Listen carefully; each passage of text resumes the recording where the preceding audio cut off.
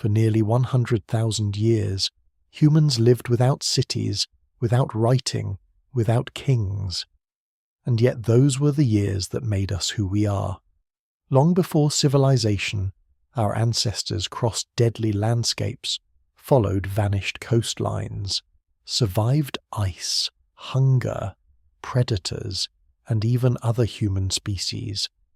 They left behind almost no monuments, no empires, no official history, only silence, fragments, and one enormous mystery. Before we go deeper, take a moment to like the video and subscribe if this is the kind of history and mystery you enjoy. Because tonight, we're stepping into the missing 100,000 years of the human story. For nearly 100,000 years, humans lived, loved, hunted, remembered, and survived, without cities, without kings, without writing, and without anything we would call civilization. That missing age is often treated like an empty prelude, but it was not empty at all. It was the longest chapter of human life, filled with firelight, danger, movement, loss, and extraordinary skill. Before we go deeper, take a moment to like the video and subscribe if this is the kind of history and mystery you enjoy, because tonight we are stepping into the vast forgotten world of what early humans really did before civilization began. The fire is almost gone, beyond its last red breath. The dark is immense, unmeasured, and alive with things that do not know or care that human beings exist. A child sleeps against a shoulder. Someone wakes at the edge of the camp and listens. The wind moves through dry grass, or through pines, or across stone, depending on the age and place, because this scene happens again and again, across valleys now buried, on coastlines now drowned, under skies no city ever saw. There is no kingdom here, no temple wall, no written name, no chronicle scratched into clay to say who these people are or what they fear.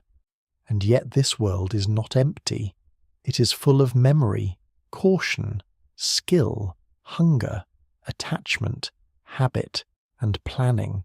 It is full of human life. For tens of thousands of years before the first cities rise, before wheat fields harden into property and streets and taxes, before civilization begins calling itself history, people are already everywhere that matters to them, making decisions that will decide everything. What makes this stretch of time so difficult to imagine is not that nothing happens. It is that too much happens without leaving the kinds of marks later societies learn to respect. Stone walls survive, bureaucracies survive, tombs survive. But laughter leaves nothing in the ground. A warning told by a fire leaves almost nothing. The knowledge of where to find water after a failed rain, the memory of which buries sickened children, the instinct to read the sudden silence of birds as a sign that something large is moving nearby. All of this can shape a people's fate as surely as any emperor's decree, yet almost none of it fossilizes. The record that reaches the present is harshly selective. It preserves fragments of bone, chipped stone, ash, pigment, pollen, butchered animal remains, footprints if conditions are miraculous, and occasionally something more intimate, the curve of a hand on cave wall, a burial, a bead, a hearth. From these broken traces, scholars try to recover the missing 100,000 years, a period so long that all of written history occupies only its farthest edge. That missing span is easy to compress into a single misleading sentence. Early humans hunted, gathered, wandered, and eventually invented farming. It sounds neat, almost tidy. It is also disastrously incomplete. It strips away weather, geography, invention, loss, patience, adaptation, and time itself. It makes human beings sound as though they spent an enormous portion of their existence waiting in a blank room for civilization to begin. But that is not what the evidence suggests.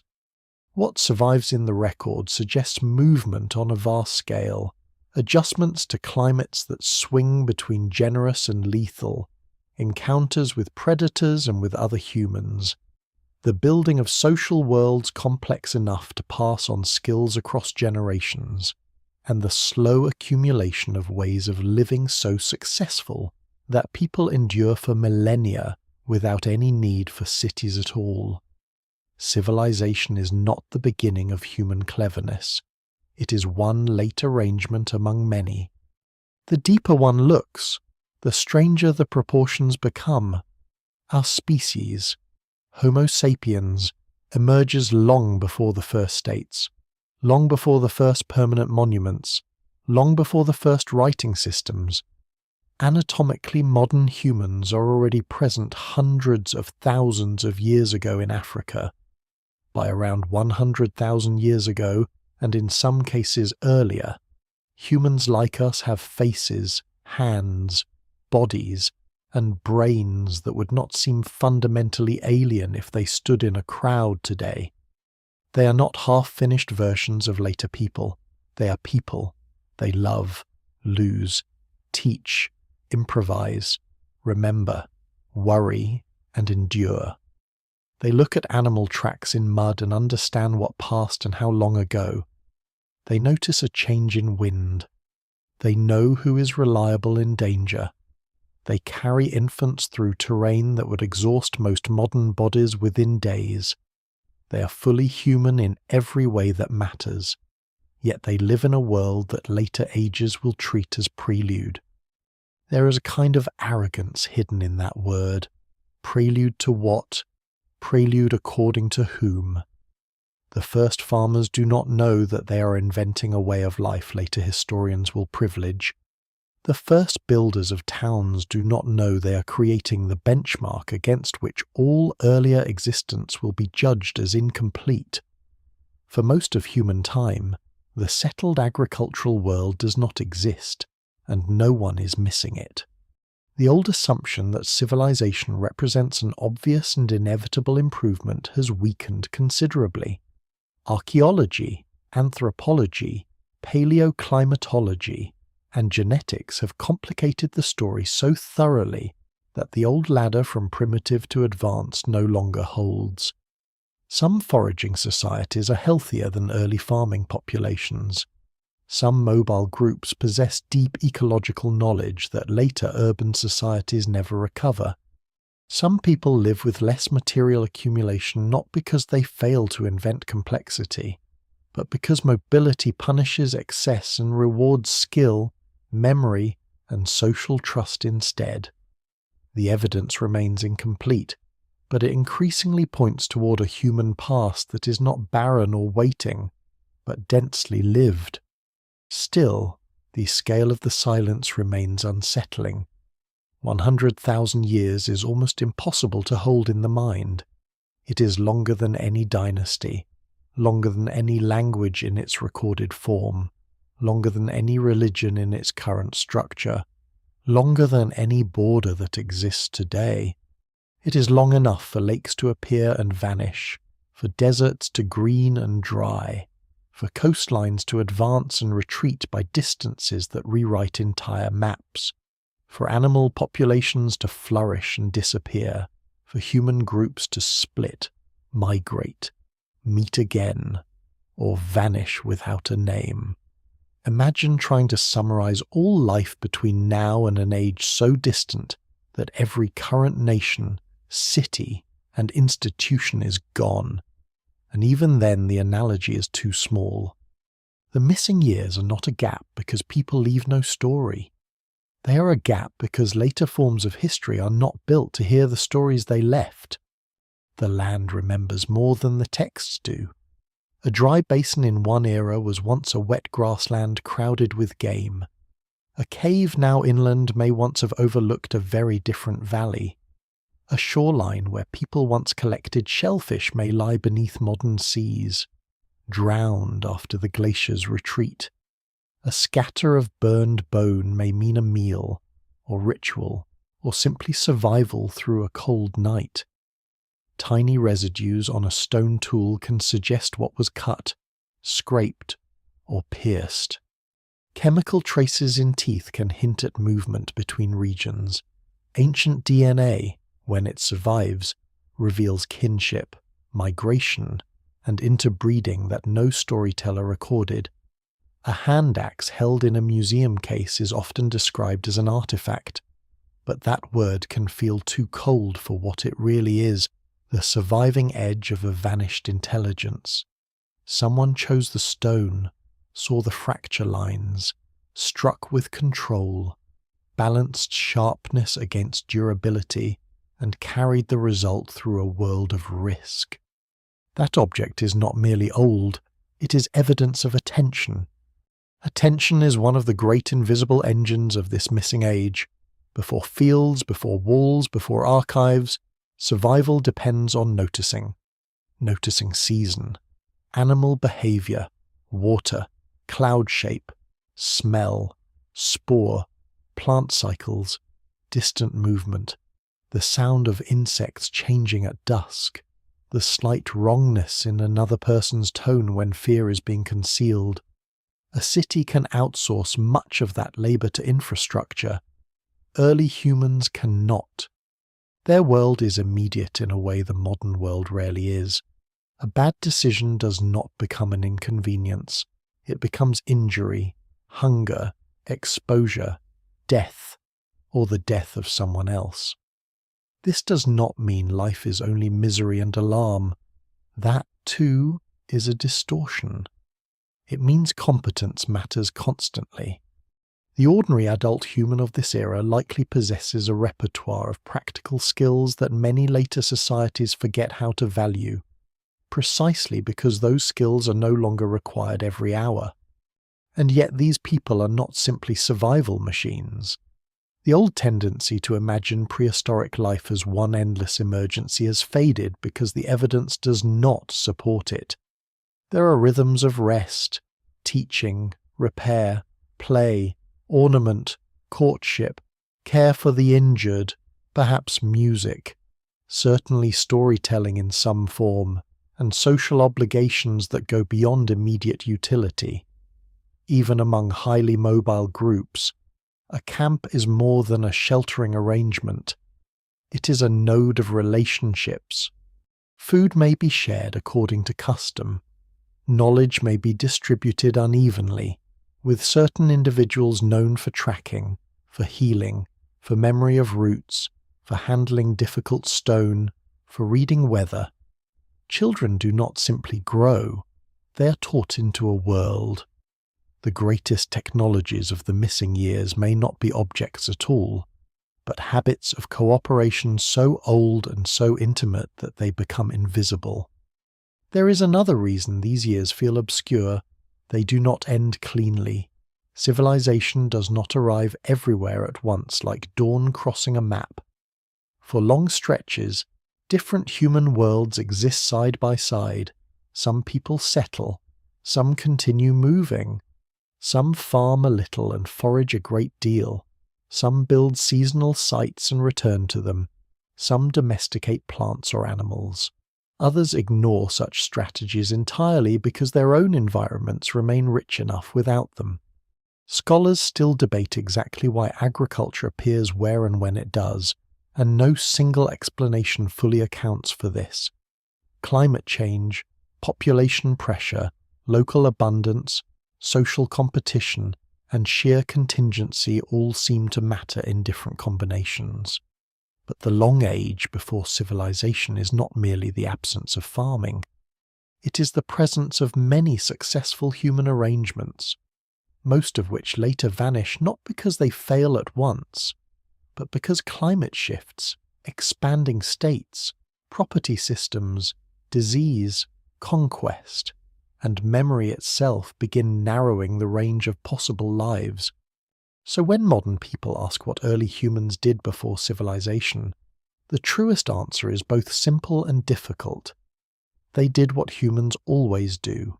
They made worlds, not worlds of brick avenues and legal codes, but worlds of route and return, taboo and trust, danger and beauty, expertise and kinship.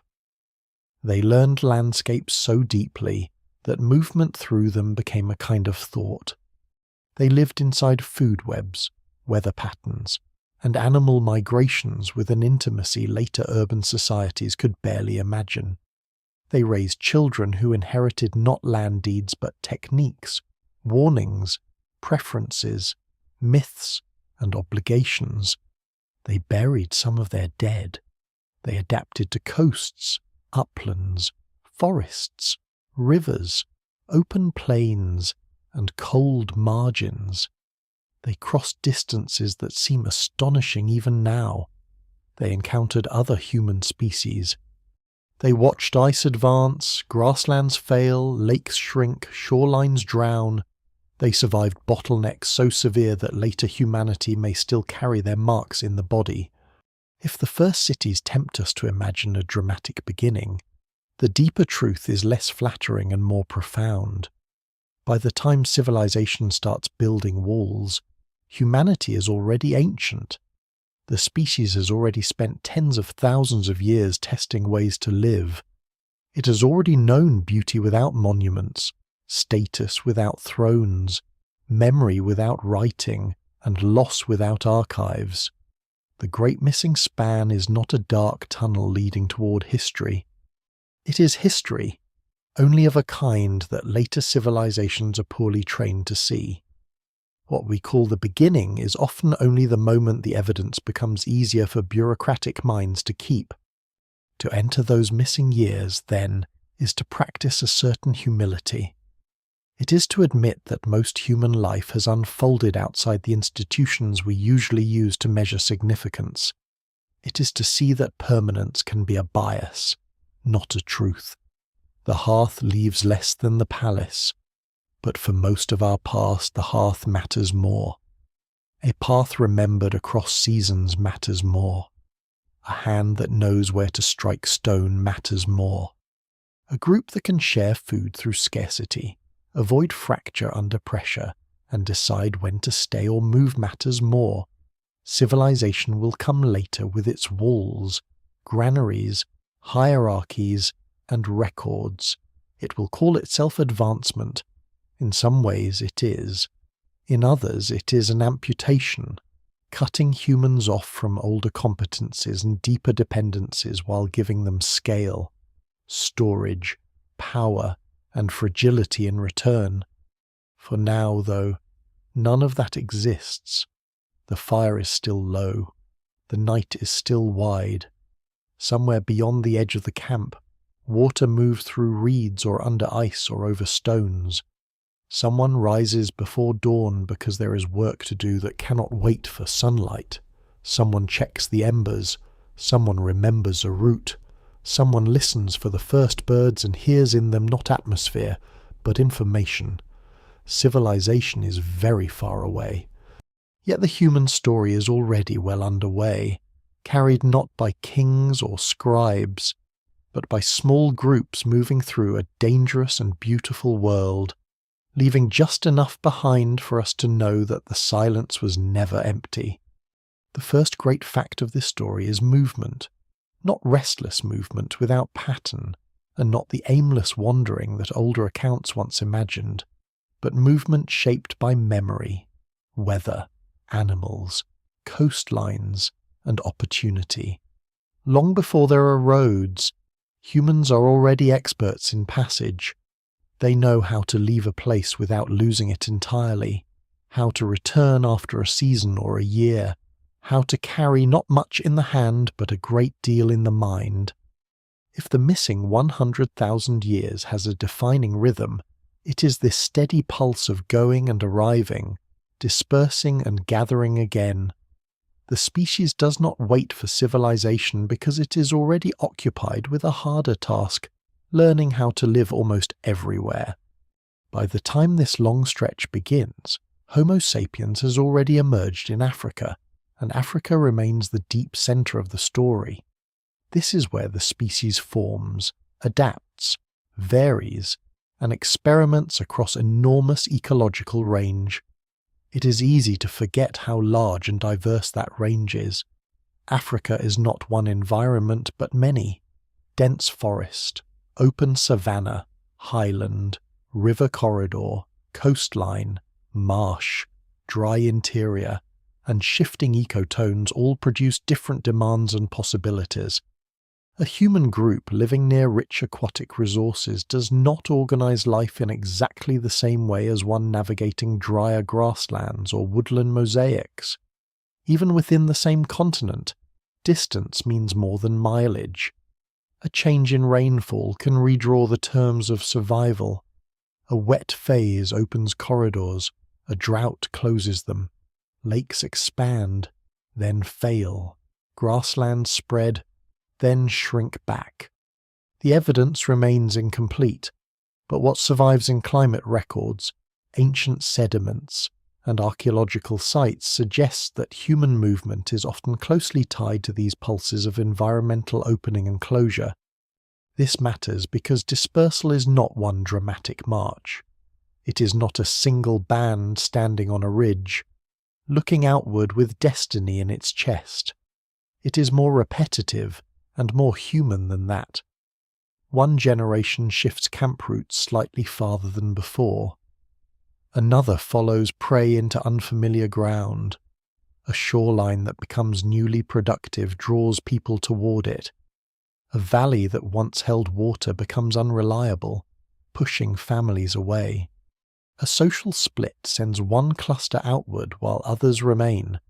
A new technique for exploiting marine food, or for making tools more efficiently, enlarges the range of the landscapes that can be tolerated. Over many generations, such small decisions accumulate into enormous geographic consequences. The map changes because lives do. Some of the earliest movements beyond Africa likely happen in pulses, and some may fail, leaving little or no lasting genetic trace in later populations. Scholars still debate the timing and complexity of these early dispersals, because the evidence is scattered and often frustratingly thin. Bones are rare. DNA rarely survives in warm environments. Coastlines that may once have hosted repeated human movement are now underwater, but no single explanation fully accounts for the pattern, and the older image of one clean exodus has given way to something more intricate. There may have been several expansions, retreats, pauses, and re-expansions over tens of thousands of years. Some groups reach Southwest Asia surprisingly early. Others move later and farther, eventually crossing into South Asia, Southeast Asia, Australia, Europe, and much later into the Americas. Each movement is less like the spread of a finished civilization and more like a prolonged negotiation with terrain. The coast may have been one of the great teachers in this process. A shoreline offers difficulty, certainly, but also consistency, tides, shellfish, stranded marine life, fish traps of natural formation, seabirds, and the possibility of moving with the line between land and water create a corridor unlike inland routes. Coastal movement does not guarantee ease. Storms kill. Cliffs block passage. Fresh water can be scarce.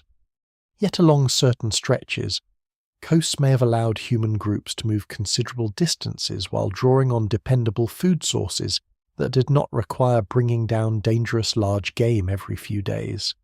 This is one reason drowned shorelines matter so much. Many early camps, processing sites, and habitual routes may now lie under meters of seawater, erased not because they were unimportant, but because the end of the Ice Age remade the edges of continents. The land where crucial chapters of dispersal happened is, in many cases, gone from easy reach. To move well across a world like this requires more than physical endurance. It requires portable intelligence. A person must know how to identify stone worth carrying, how to preserve embers or make fire again, how to recognize edible species in new regions while remaining wary of superficial similarities, how to watch the sky, how to judge whether a water source will last, how to read distant topography for shelter, game, or risk. It is tempting to think of migration as a grand event, but for those living it, migration is made of ordinary decisions repeated under pressure: where to stop, what to carry, when to split the group, which child is tiring, whether the animal trail ahead promises prey or leads toward a predator's territory, who walks first, who remembers the alternate route. None of this is dramatic in the theatrical sense, yet the species depends on it. As these movements continue, early humans encounter a world already occupied. This is one of the most important corrections to the old story. When Homo sapiens spreads into Eurasia, it does not step into emptiness. Other humans are already there: Neanderthals in Western Eurasia, Denisovan-related populations in parts of Asia, and perhaps other groups still poorly understood occupy landscapes, exploit resources, and possess their own deeply rooted ways of life. The human world of the late Pleistocene is not singular, it is plural. Different humans have already solved the problem of living in different environments in different ways, so the journeys outward are not only encounters with new climates and animals, they are also, at times, encounters with cousins. The consequences of that fact are profound. Modern human DNA contains traces of these meetings. Interbreeding clearly occurs. Competition likely occurs too, though not always in simple or direct ways. Cultural exchange may occur in some regions. Disease could matter. Resource overlap certainly matters. The evidence remains incomplete, and scholars debate exactly how close, how frequent, and how consequential particular encounters are. But the broad picture is no longer seriously disputed. The human family tree is less a clean ladder than a braided, tangled set of lines. Civilization comes much later, and retroactively imagines a single human stage marching towards states and empires. The deeper record suggests something far stranger for thousands of years. Multiple forms of humanity share the planet, and our own species expands through that already peopled world. Movement also changes the body's relationship to time. In a settled agricultural society, time is later measured by planting, taxation, markets, harvest calendars, dynastic reigns. In this older world, time is often measured by recurrence in landscape. The return of fish runs, the flowering of a certain plant, the migration of herd animals, the onset of dangerous heat, the cold period when one valley becomes difficult and another more tolerable. The moon may matter, the stars may matter, the angle of light across a familiar ridge may matter. Mobility does not mean detachment from place. It often means the opposite. It means an intimate circuit of known places, each with its season, risk, memory, and use. Even long-distance movement into new regions is rarely blind. It is made possible by the ability to turn strange ground into remembered ground faster than many other animals can manage. This is where social life becomes inseparable from dispersal. No individual crosses continents alone. Even the smallest travelling group depends on cooperation that is at once practical and emotional. Food must be shared unevenly at times. The young, injured, and elderly alter pace and planning. Knowledge is distributed among people, not stored outside them. One person may know sources of pigment or quality stone. Another may know plant cycles. Another may read animal behavior with uncanny precision. Another may know how to calm conflict before it damages the group beyond repair. These are not luxuries. In mobile societies, internal fracture can be fatal. A kingdom can survive resentment for years under force and bureaucracy. A small group moving through difficult country cannot afford too much of it. This does not make such groups automatically peaceful or egalitarian. The picture is more complicated than that. But it does mean that social intelligence is part of the migration technology. There is a further difficulty modern imagination struggles with. We tend to associate significance with accumulation.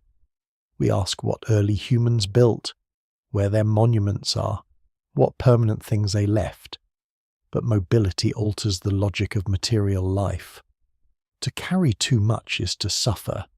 To become attached to cumbersome objects is to reduce options.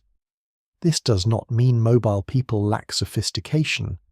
It means sophistication takes forms less likely to survive archaeologically. A woven container, a fitted carrying sling, a wooden spear shaft, a fibre cord, a skin cloak prepared with skill, a route remembered across generations, an agreement between neighbouring groups about access or marriage. All of these may be more important to daily existence than a pile of heavy goods, yet most of them leave little trace. The archaeological record often preserves stone because stone resists decay, not because stone is the whole story. That distortion becomes even sharper when people move into highly variable environments. To cross into colder latitudes, for example, is not merely to endure lower temperatures. It requires a transformed relationship to shelter, clothing, fuel, and perhaps seasonal scheduling. Fire becomes more than convenience. Animal skins become more than byproducts. Shelter placement becomes more exacting. The margin for error narrows. In other regions, dense forests demand different perception than open plains. Sound carries differently. Visibility shortens. Plant knowledge becomes richer and riskier. Tropical coasts, arid interiors, steppe, upland, river delta, glacial fringe, each environment selects for different habits of movement. The astonishing fact is not that humans specialize, but that they repeatedly develop enough behavioral flexibility to move between these worlds at all. Australia offers one of the clearest signs of how early and capable this flexibility becomes. However exactly the routes are reconstructed, and scholars still debate details. Humans reached Sahul, the Ice Age landmass joining Australia and New Guinea, tens of thousands of years ago. This implies water crossings, planning, and social coordination beyond anything that fits the old caricature of primitive wandering. Even short sea crossings demand foresight. One does not drift accidentally with a whole community, or with the means to establish one. There must be some control, some shared intention, some technology that does not survive well in the record. That such crossings happen so early should alter the emotional scale of the story. The people of this missing age are not waiting for ingenuity. They are already using it in ways later ages underestimate because the boats rot and the shorelines sink. Every expansion also carries loss. Groups split, dialects diverge and vanish. Techniques suited to one ecology may become useless in another. A drought can erase a route used for generations. A rich seasonal camp may disappear under rising water. Children grow up knowing a slightly different world than their grandparents knew. The deeper the species moves into new regions, the more memory must balance inheritance with improvisation. Tradition matters because it preserves hard-won lessons. Flexibility matters because no tradition contains every answer for every landscape. This balance may be one of the central human strengths, the ability to trust what elders know while admitting that the world has changed. And the world does keep changing. Climate instability shadows these dispersals almost everywhere. The late Pleistocene is not a stable backdrop against which humans simply act. It is an active force, repeatedly rearranging rivers, vegetation belts, sea levels, and animal populations. In one era, a corridor opens through greener terrain. In another it closes into desert. Glaciers expand, reflecting light, redirecting winds, storing immense volumes of water. Then later they retreat, drowning old coasts and exposing new land. Human movement is therefore never just outward. It is also back, around, away, and through. Some populations persist in place through adaptation. Others relocate. Others disappear from the record altogether. The missing years are full of failed experiments as well as successful ones, though failure is often difficult to detect because the people who vanish leave so little behind. Seen from far enough away, the species appears to spread triumphantly. Seen from inside the process, triumph is not the right word. What exists instead is persistence. A group makes camp in a place no ancestor ever named. A child is born there. A tool breaks and is replaced with local stone. A path to water becomes familiar. Strange animals become ordinary. The horizon stops being foreign and becomes the shape of home. Then perhaps centuries later, that home is abandoned because rains shift or prey declines or another route becomes better. Movement continues, not because humans are rootless, but because roots themselves are being redrawn by climate, opportunity, and social life. This is the world after the first long journeys begin. Humanity is no longer confined to a single environmental theatre. It is becoming a planetary species, though not yet in anything like the industrial sense. It expands not through engines or empires, but through feet, hands, memory, and cooperation. It learns shorelines, deserts, mountain corridors, forest edges, river valleys, and cold steppe under skies that still hold no city glow. The silence left behind can mislead us into imagining simplicity. But anyone capable of carrying children, fire, stories, and technique across generations of uncertain terrain is living inside a form of mastery. The map of civilization lies far in the future. The map that matters now is older, subtler, and mostly gone, carried in minds that knew how to travel through a world before roads and still make it livable. By the time morning fully arrives, survival has already begun to divide itself into dozens of tasks.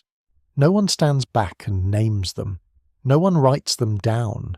They are simply there, waiting, because every day in this world arrives with demands attached.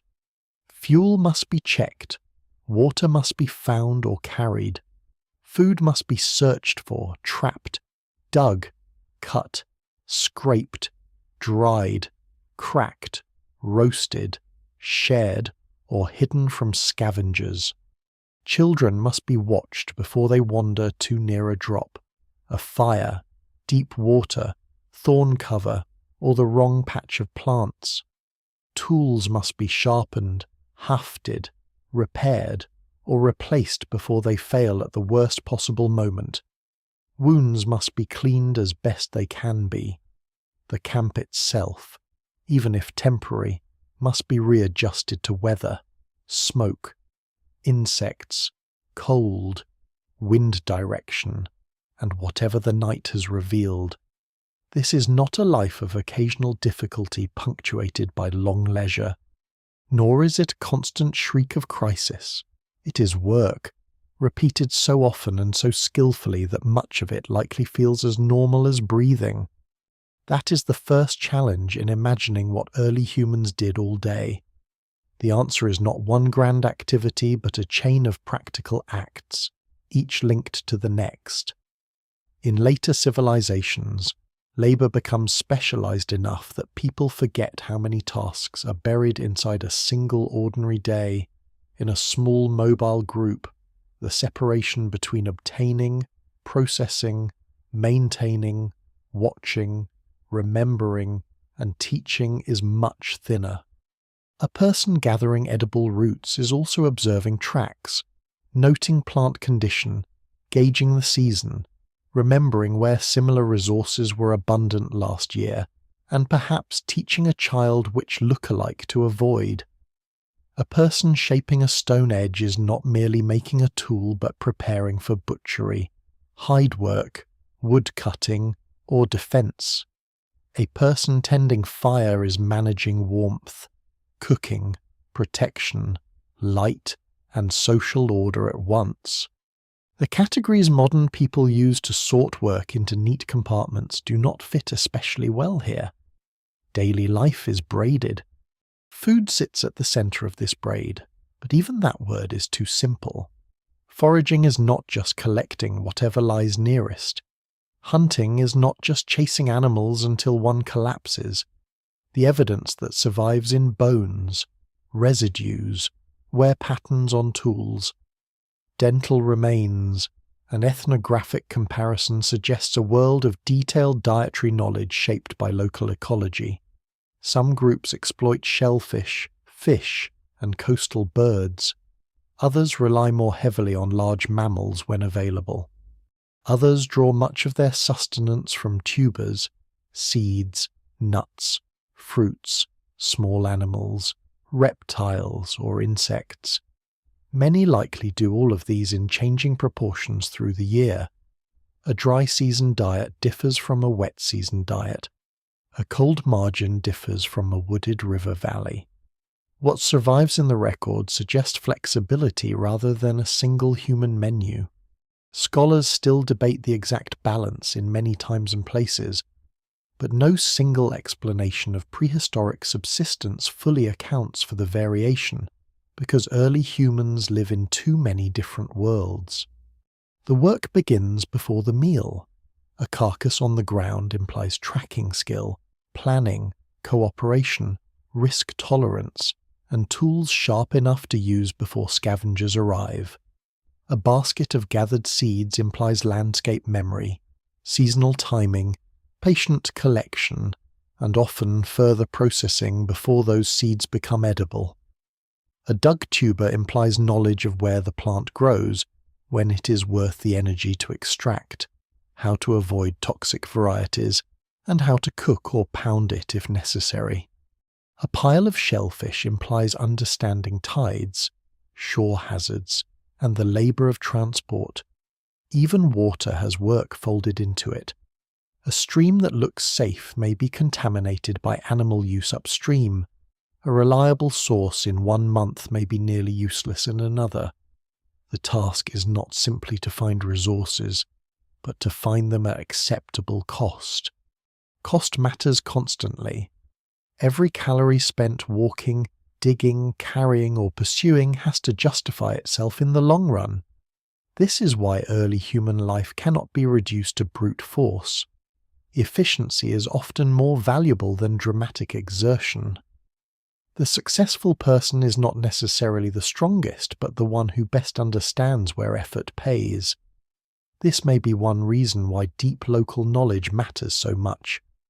To know the route that avoids midday heat, the patch of edible plants that ripen slightly earlier, the shelter that remains dry in shifting wind, the animal crossing point worth waiting near, or the stone source that saves time later, is to conserve energy. And energy saved can mean survival. In a world without storage on a civilizational scale, without markets to smooth scarcity, and without permanent infrastructure, misjudged effort can become hunger with remarkable speed. It is likely that much of the day is spent not in spectacular moments, but in these quiet calibrations. Walking and observing, digging and carrying, cleaning and sorting, chipping and trimming, listening while others speak, watching children imitate, waiting where waiting is wiser than chasing. In the modern imagination, waiting often looks like inactivity. In the prehistoric world, waiting can be skilled labour. A hunter waiting at the right point in a movement corridor is working. A gatherer allowing a patch to be harvested at the right stage is working. A person sitting near a fire turning food carefully, preserving embers, or drying materials is working. Daily life has dead time only if one mistakes low drama for low value. Children grow up inside this texture of work, and that alone changes how daily life feels. In many later societies, childhood becomes increasingly separated from subsistence labour, at least for some classes of people. In early human communities, children almost certainly learn by living within adult tasks from the beginning, though the degree and pattern differ across age and ecology. They watch how tools are held, how adults move across uneven ground, how plants are recognized, how danger is named. They are corrected, warned, imitated, indulged, and sometimes burdened. They play, but play itself may be rehearsal, throwing, stalking, carrying, sorting, and pretending are not merely amusements. They are ways of becoming useful. What survives in the record suggests that human childhood is already long and socially rich, which means teaching is already central. A species with such an extended juvenile period cannot survive without careful transmission of skill. This makes the camp a place of intense learning, even when it leaves almost nothing behind. Around a hearth or under temporary shelter, broken tools are examined, food is divided, injuries are noticed, and behaviour is evaluated. Who shares fairly may be remembered. Who wastes effort may be noticed. Who keeps calm when an animal charges. Who remembers where water sits longest in a dry spell. Who can shape a point with unusual precision. Who can soothe a frightened child. Who eats too much before others are fed. All of this feeds into social memory. In a small group, reputation is not abstract. It is woven into daily survival. A palace court formalizes status with titles. A mobile camp often measures it through competence, generosity, reliability, age, physical ability, charisma, or special knowledge. The exact balance is uncertain and surely varies, but daily life is social in a way later individualistic myths struggle to grasp. No one survives as an isolated unit for long. Sleeping, too, belongs to this practical world rather than lying outside it. Rest is necessary, but rest is vulnerable. Where one sleeps matters. Near enough to warmth, far enough from smoke, protected from wind if possible, but not trapped in a place where something large could approach unseen. Off damp ground when feasible, near trusted people, perhaps with someone waking in intervals, especially in dangerous terrain. Scholars infer much of this from comparative evidence and environmental logic rather than direct proof, because bedding materials decay and sleeping arrangements rarely fossilize. Still, what survives in the record suggests that rest itself requires planning. Night is not a blank pause in the human story. It is another environment to manage. The body bears the record of this everyday strain. Ancient skeletons, when preserved, sometimes show repetitive stress, injury, healed fractures, heavy wear, and evidence of lives that are physically demanding without being uniformly short or uniformly miserable. The old picture of prehistoric people as doomed to die at 30 needs careful handling. Average life expectancy at birth is dragged down sharply by infant and child mortality, which is likely severe in many contexts. But those who survive early vulnerability can live much longer. Older adults matter enormously in such communities because memory matters.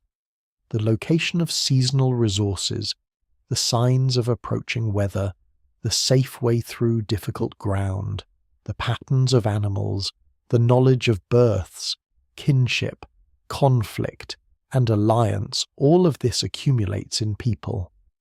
Daily life is therefore not simply powered by youthful strength. It depends on the presence of those who remember more. There is also maintenance, the great invisible category neglected by nearly every simplified account of early humanity.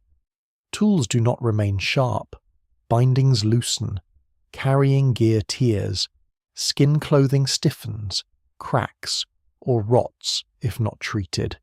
Shelters sag or leak. Fire setups fail. Stored food, where storage exists, spoils if neglected. A group that spends all its time acquiring and none maintaining quickly becomes less effective.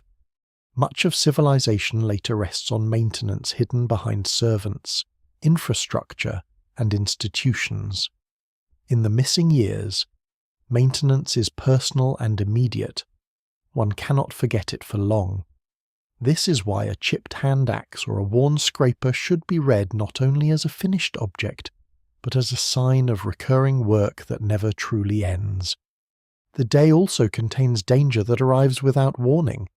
A snake in brush, a fall on stone, a wound that later becomes infected, a confrontation over resources, sudden weather, a child disappearing from sight for too long, spoiled food, a predator drawn by blood or scent.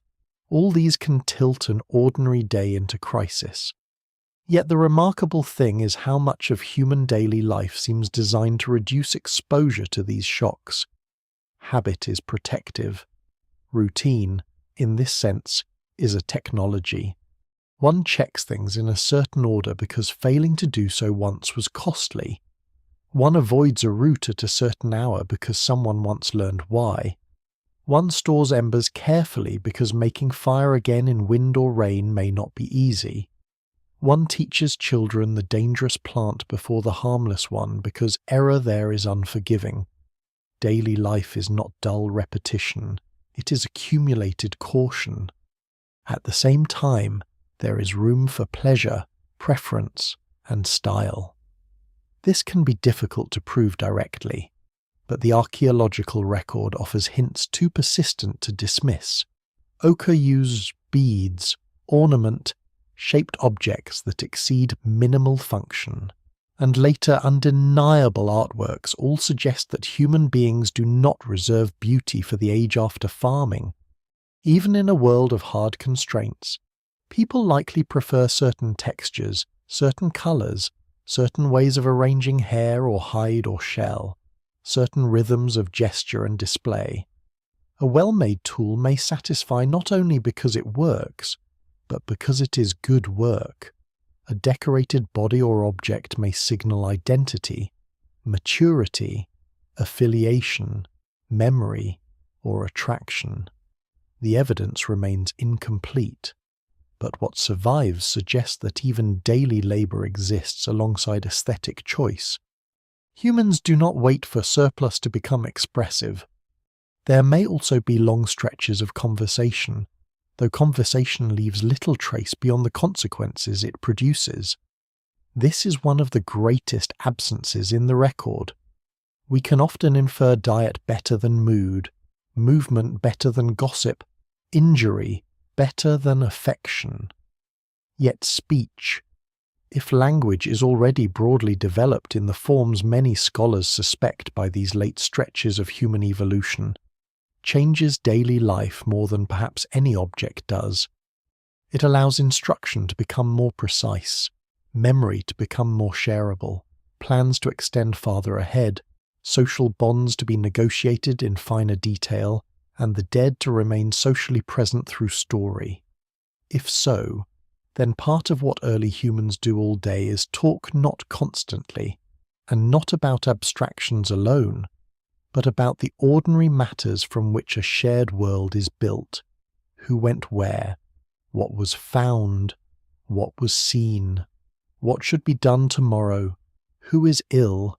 Which route is better? Who's ready to join adults in harder tasks? Daily life becomes human in the fullest sense when information can move faster than immediate demonstration.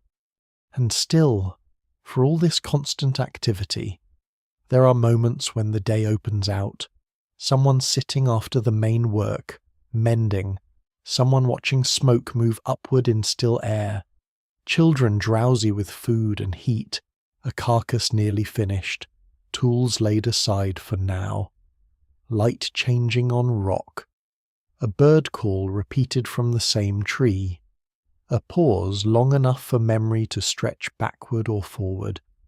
It would be wrong to imagine prehistoric life as purely consumed by necessity, because humans are creatures who notice, even when noticing is not strictly required. That may be one reason our species proves so resilient. Attention is not only defensive, it is contemplative. It allows pattern to become meaning. What early humans do all day, then, is build continuity out of uncertainty. They gather enough food without exhausting themselves. They teach the young while still accomplishing the work at hand. They keep tools useful. They preserve warmth. They avoid accidents when possible and absorb them when not. They maintain relationships that matter more than any personal stockpile. They move between effort and watchfulness, between action and waiting, between habit and improvisation. If civilization later creates the illusion that real achievement begins with architecture, administration, and writing, the ordinary day before civilization tells a different story. The human species survives the missing years not through spectacle, but through competence multiplied across countless unnoticed days, each one full of labor, memory, and the quiet discipline of staying alive together. When the sun goes down, the human world changes shape, distance contracts, edges blur. The useful confidence of daylight gives way to a different kind of attention, one sharpened by darkness and flame. In most later civilizations, night is gradually subdued by walls, lamps, streets, and institutions built to make danger feel distant. In the missing 100,000 years, night remains large. It is not merely the absence of work or the interval between one hunt and another. It is its own territory, full of cold, noise, uncertainty, and possibility. This is where fire becomes more than a tool. It becomes an environment. The practical uses come first because they must. Fire warms bodies that would otherwise spend too much energy on cold. It dries clothing, hardens some wooden implements, discourages predators, changes the taste and digestibility of food, extends waking hours, and makes certain places habitable that might otherwise remain punishing after sunset. A camp without fire in the right conditions is not simply less comfortable, it is more fragile in every sense. Yet the longer one considers it, the harder it is to separate warmth from thought. A fire does not only heat, it organizes. People gather around it. Faces become visible. Hands become visible. Food can be shared in light. Tools can be repaired after dark. Children can continue listening after the day's labor ends. A center appears where none existed before. This is one of the most consequential transformations in the deep human past. And yet, like so much else from these vanished ages, it is difficult to reconstruct in detail. Hearth survives sometimes. Ash survives sometimes. Burned bone survives sometimes. But the atmosphere they create does not survive. Scholars still debate important parts of the timeline and regional patterning of habitual fire use, especially in earlier phases of human evolution, because distinguishing controlled fire from natural burning is not always straightforward. By the later stretches of Homo sapiens history, however, the evidence strongly suggests that fire is embedded in daily life across many settings. What remains uncertain is not whether it matters, but exactly how much of human social and cognitive life begins to gather itself around it. A fire changes the scale of the camp. During the day, labor spreads outward. People move in search of water, tubers, shellfish, game, wood, or stone. They fan into landscape according to need and opportunity. At night, they fold back inward. The hearth becomes a point of return. In that return, memory acquires structure. The day can be recounted, what was found can be compared, risks can be retold while still fresh, advice can be offered to those who did not see the event themselves. This matters because speech and memory are most powerful when they are social, and the fire gives them a stage without architecture. A child hearing the same route described several times is already learning the landscape. A younger hunter hearing where an animal turned, paused, or doubled back is learning how attention works. Someone describing a near miss with a predator is not only telling a story, they are adding to the group's library of caution. This may be one reason why evening conversation is so difficult to overestimate. The evidence remains incomplete because talk does not fossilize, but its consequences are everywhere. A species that survives by cumulative learning needs settings in which learning can be repeated without immediate distraction. Firelight provides just such a setting. It slows the world enough for explanation. In full daylight, one can demonstrate how to strike stone, carry a child, or read spore, but daylight also demands action.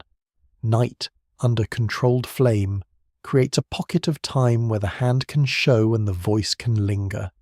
The old, the injured, or the less mobile may become especially important here, because they need not outrun younger bodies to contribute. They can remember more. They can compare seasons. They can notice patterns that quick strength alone does not preserve. Memory in such a world is not passive storage. It is an active survival technology. There are no maps in the modern sense, no written weather logs, no seasonal calendars hanging from a wall. Instead, there are people who remember when a certain valley failed, when another held out longer than expected, when herd animals shifted route in an unusually dry year, when shellfish beds became dangerous, when a plant that appears safe at one stage becomes harmful at another. A firelit evening gives these memories social weight. They can be corrected, refined, and attached to names, kin relations, or incidents vivid enough to remain in the mind. In later societies, archives sit outside the body. Here, archives are made of bodies and voices, and fire is one of the conditions under which those archives are refreshed. This is also where meaning begins to thicken. One must be cautious here, because speculation about early belief can outrun the evidence very quickly. No single explanation fully accounts for the origins of ritual, myth, or symbolic thought, and scholars continue to debate how such capacities emerge, deepen, and vary across human populations. Yet what survives in the record suggests that late prehistoric humans are not simply reacting to immediate needs. They bury some of their dead with care. They use pigment in ways that exceed bare utility. They mark surfaces. They collect objects whose value is not obviously nutritional or practical. These traces imply a mind for which the world is not just a storehouse of resources, but a field of associations, identities, and meanings. Firelight may not create that mind, but it likely gives it room to gather force. Around a hearth, darkness presses close, and that alone can intensify the imagination. The fire reveals only what stands near it. Beyond that ring of light, the night remains suggestive, full of unseen movement and hidden distance. This is the ideal setting for stories that bind practical warning to emotional form. One does not need elaborate mythology for narrative to matter. A simple account of where someone once became lost, of where an animal came too near camp, of how a route opened after heavy rain, of which elder once survived in desperate conditions. All of this already does cultural work. It teaches, it disciplines, it entertains, it creates shared reference points. It tells younger listeners not just what the world is, but what kind of people they are expected to become within it. The shaping of character may be one of the most overlooked functions of these nightly worlds. A mobile group depends not merely on technical skill, but on habits of restraint, courage, patience, generosity, and trustworthiness. These habits are not inherited automatically. They are taught by example, by rebuke, by praise, by exclusion, by imitation, and very likely by story. The person who wastes food, breaks custom, panics at the wrong moment, or refuses to share may survive briefly as an individual, but the group has reasons to remember such behavior. Around the fire, actions can be interpreted and made memorable. Someone who acted well under pressure may become a model, though perhaps underplayed with the dry understatement common in many small communities. Someone who behaved foolishly may become a cautionary anecdote. In this way, nightly talk can become one of the earliest moral classrooms. Fire also lengthens the day in a biological and social sense. Without it, darkness narrows human action sharply. With it, the waking period can stretch into hours that are neither fully labour nor fully sleep. This extra time is not free in the modern leisure sense. It remains embedded in necessity. Food may still be processed, tools mended, babies soothed, skins scraped, embers managed. But because these tasks now happen in company, under light, they produce a different social texture than isolated daytime effort. One person works while another speaks. Another listens while plaiting or scraping or simply watching the flames. These quiet overlaps are often where culture thickens, not in grand ceremonies alone, but in repeated evenings where people stay close enough to exchange more than instructions.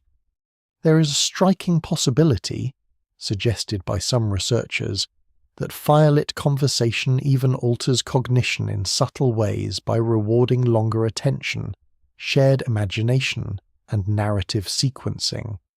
Such claims are difficult to prove directly, and the evidence remains partly inferential.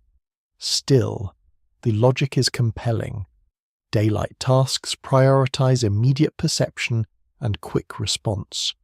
Night, once secured by fire, may favor reflection, memory, rehearsal, and abstraction. It allows people to speak not only of what is present, but of what is absent, distant, dangerous, desirable, or dead. It gives social space to hypotheticals.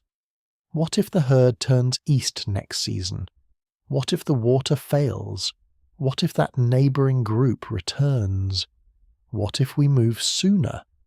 The ability to think beyond the visible is one of the central strengths of our species, and firelight may have helped make that strength habitual.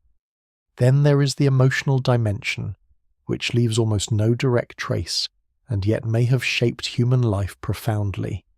In a dangerous world, fear needs management, grief needs expression, tension within a group needs release before it hardens into fracture. Fire offers a focus for collective calm, to sit in familiar light after a hard day, hearing known voices and breathing smoke that clings to skin and clothing, may do more than preserve warmth. It may tell the nervous system that for this moment, danger is held at a distance, a child soothed by the rhythm of adult speech, an injured person included within the circle, a mourning relative able to sit among others without speaking. All of these belong to the social function of the hearth. Civilization later builds temples, courts, and homes to contain feeling. Before that, a fire and the people around it may have done much of the same work. This is not to romanticize the scene. Fire can injure, fuel runs out, smoke harms lungs and eyes. Camps are not automatically harmonious because they gather around flame. Conflicts persist, exhaustion persists. Hunger can turn even familiar company brittle. The night beyond the light remains dangerous no matter how practiced the group becomes at managing it. But the power of fire lies partly in its refusal of perfection. It does not eliminate vulnerability. It merely creates a zone where vulnerability can be collectively managed. That may be more important than safety itself. A species that survives together does so not because it removes all threat, but because it builds shared responses to threat.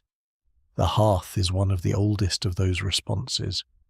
The presence of fire also changes the sensory world in ways that must have mattered deeply.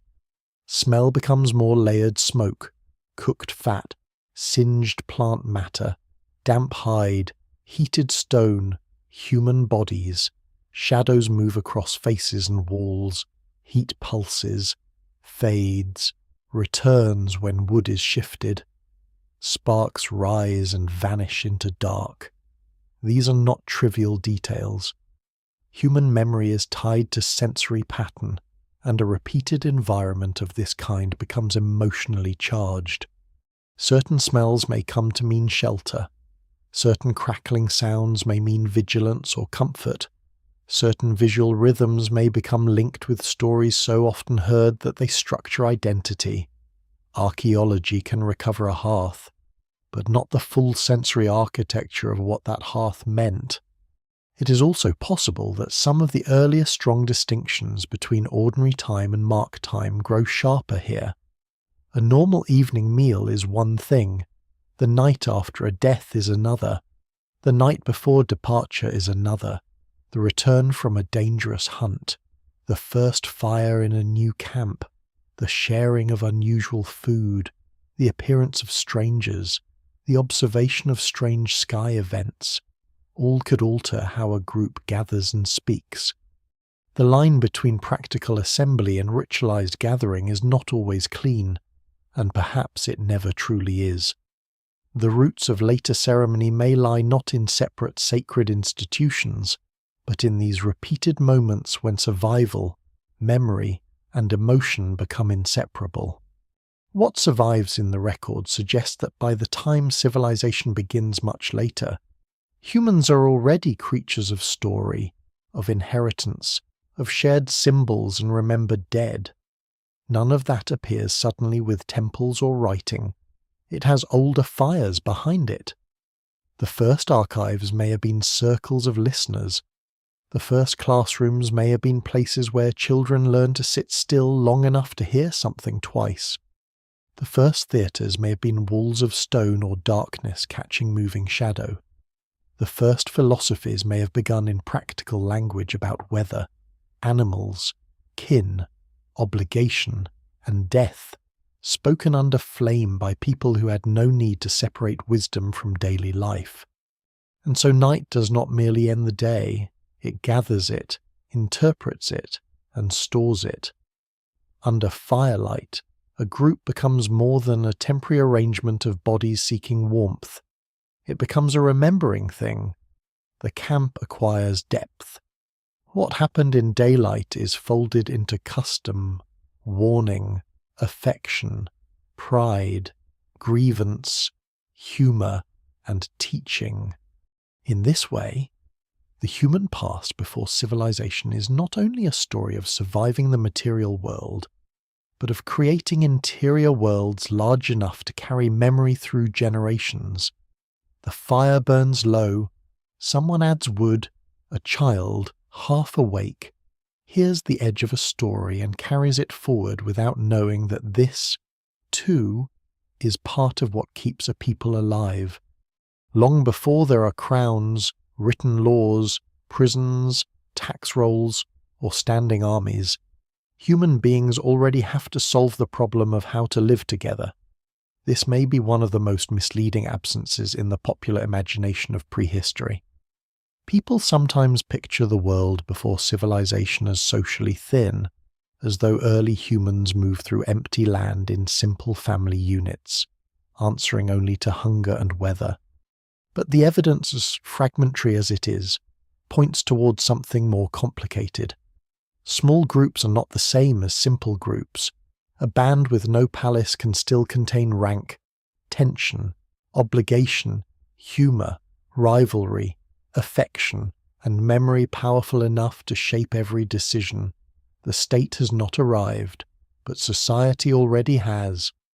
At the centre of this social world stands kinship, though kinship itself should not be imagined too narrowly. A mother, child, siblings, mates, grandparents, cousins, in-laws, fostered children, unrelated allies, temporary guests, long-known neighbours from another group, all may exist within the social field of a camp or a cluster of camps. Modern categories like family and tribe often flatten more than they reveal. What matters is not only biological relation, but trusted relation. Who owes food to whom? Who can speak sharply to whom without breaking the group? Who is expected to care for a child if something happens to a parent? Who may pair with whom? Who remembers a shared burial, a shared route, a shared conflict? In a world without institutions large enough to absorb personal failure, these ties are not sentimental background, they are structure. That structure is constantly under pressure. Scarcity tests generosity. Uneven success in hunting or gathering can breed resentment if there are no norms for sharing. Sexual competition can destabilize trust. Injury turns strong adults into dependents for a time. The elderly may carry immense knowledge but require support when food is short. Children are valuable but costly. A person with unusual skill may gain prestige, but prestige itself must be managed so it does not become domination strong enough to fracture the group. All of this has to be handled without courts, police, bureaucrats, or fixed borders. It would be extraordinary if the solution was simple. What survives in the ethnographic record of later mobile societies, combined with inference from archaeology and evolutionary anthropology, suggests instead a wide range of social strategies built to keep cooperation intact without allowing power to become too dangerous. Sharing lies near the centre of many of those strategies, especially around food. A large animal, when successfully taken, is often too much for one nuclear family to consume quickly, particularly without later technologies of large-scale preservation. Even where preservation methods exist in modest form, spoilage and scavenging remain serious concerns. This makes sharing not only morally significant but practical. Yet sharing is never merely practical. Once repeated often enough, it becomes expectation, custom, and character test. The generous person may acquire esteem. The selfish person may acquire a reputation that matters when they later need help. Scholars still debate how egalitarian many early societies really are, and there is good reason for caution. Romantic visions of total harmony are unsupported, but no single explanation of prehistoric social life works unless it accounts for the immense importance of reciprocity. In small groups, people remember. Memory, once again, behaves like an institution. It records debts, kindnesses, betrayals, alliances, and patterns of conduct. In a city, a stranger can often act badly and disappear into scale. In a mobile group, there are few places to hide from what others know about you. This can be comforting or oppressive. Depending on circumstance, it means carelessness, cruelty, cowardice, or greed rarely remain private. It also means grief, competence, humour, and dependability do not go unnoticed. Reputation is portable social currency before money exists. A person known to remain calm in danger may be deferred to in critical moments. A person known for poor judgment may be tolerated, corrected, ridiculed, or in more serious cases, distanced.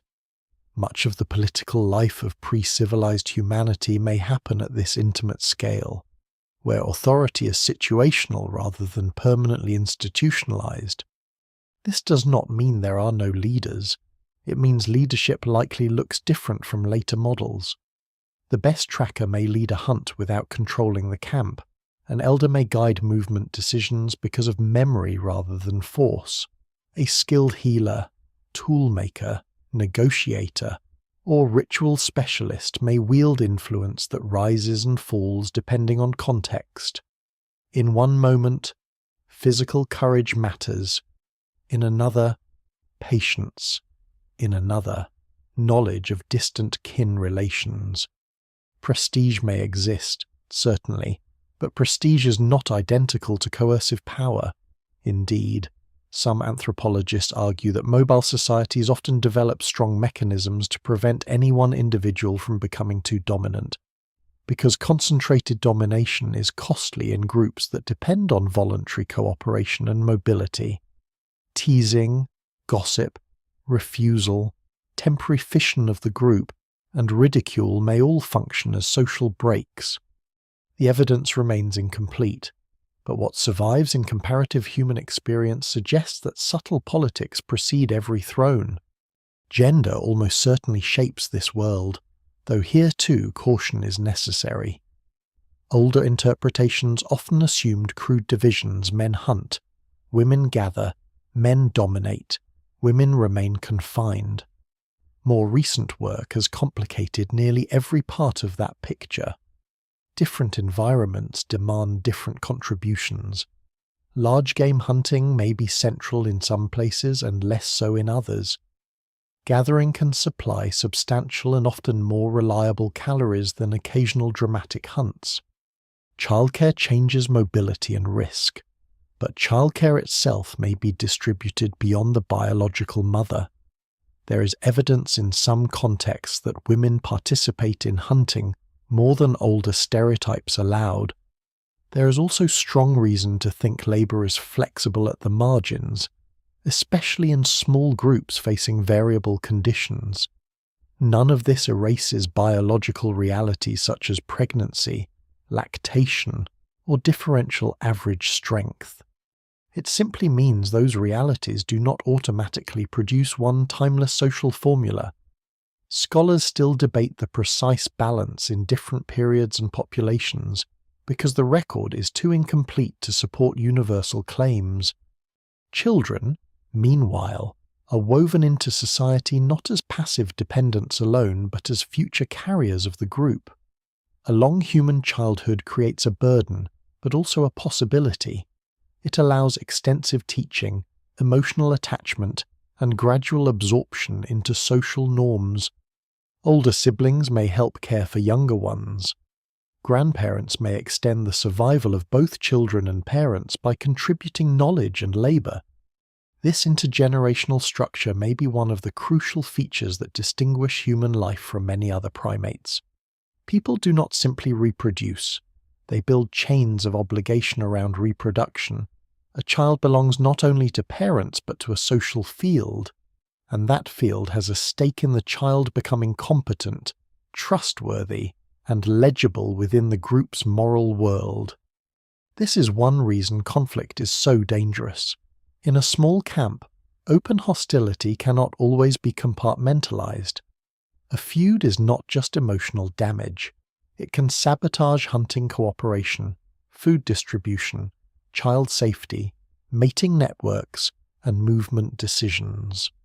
So conflict management matters deeply, even if it leaves little direct trace in the archaeological record.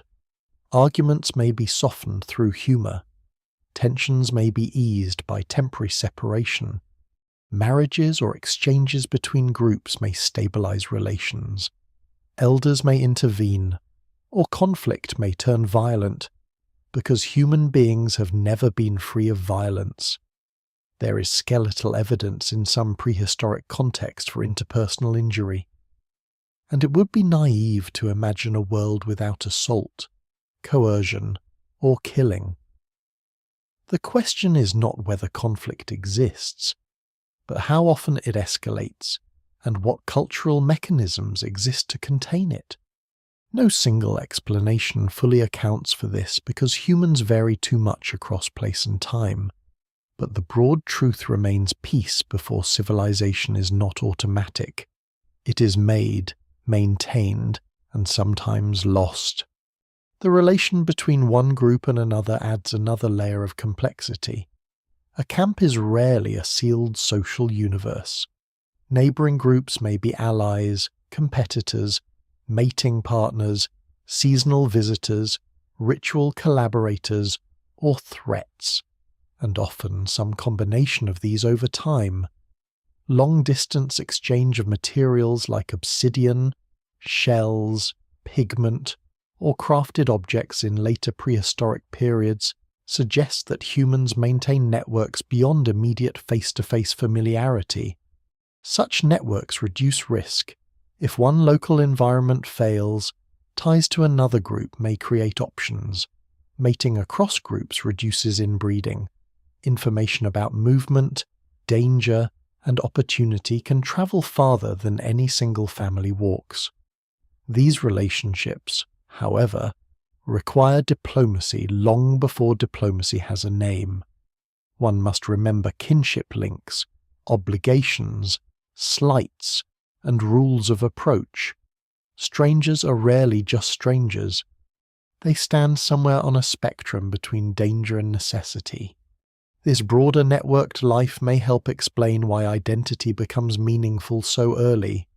Ornament, body marking, style of tool-making, and shared rituals may all help signal who belongs, who is safe, who is marriageable, who is under protection, and who is not.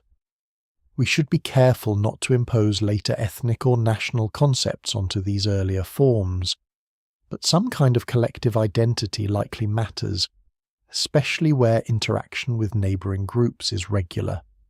To belong is not merely to share blood, it is to share ways of doing things, ways of mourning, ways of speaking, ways of dividing food, ways of handling insult, ways of treating fire, ways of burying the dead. Society thickens through repetition until certain acts feel like the natural order, even though they are cultural choices made over generations. One of the strangest features of this world is how much can be socially elaborate without producing architecture.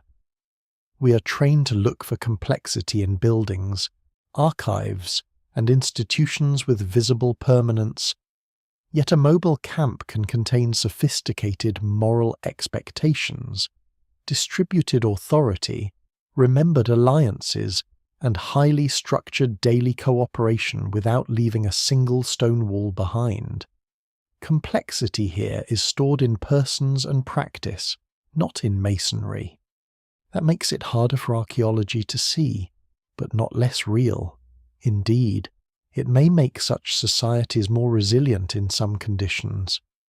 A palace burns and takes a bureaucracy with it. A social order carried in memory and repeated habit can move. Still, mobility has social costs. It limits accumulation, which may restrain extreme inequality, but it also means vulnerability when injury or age reduces usefulness. A small group can be intimate and supportive, but also watchful and unforgiving.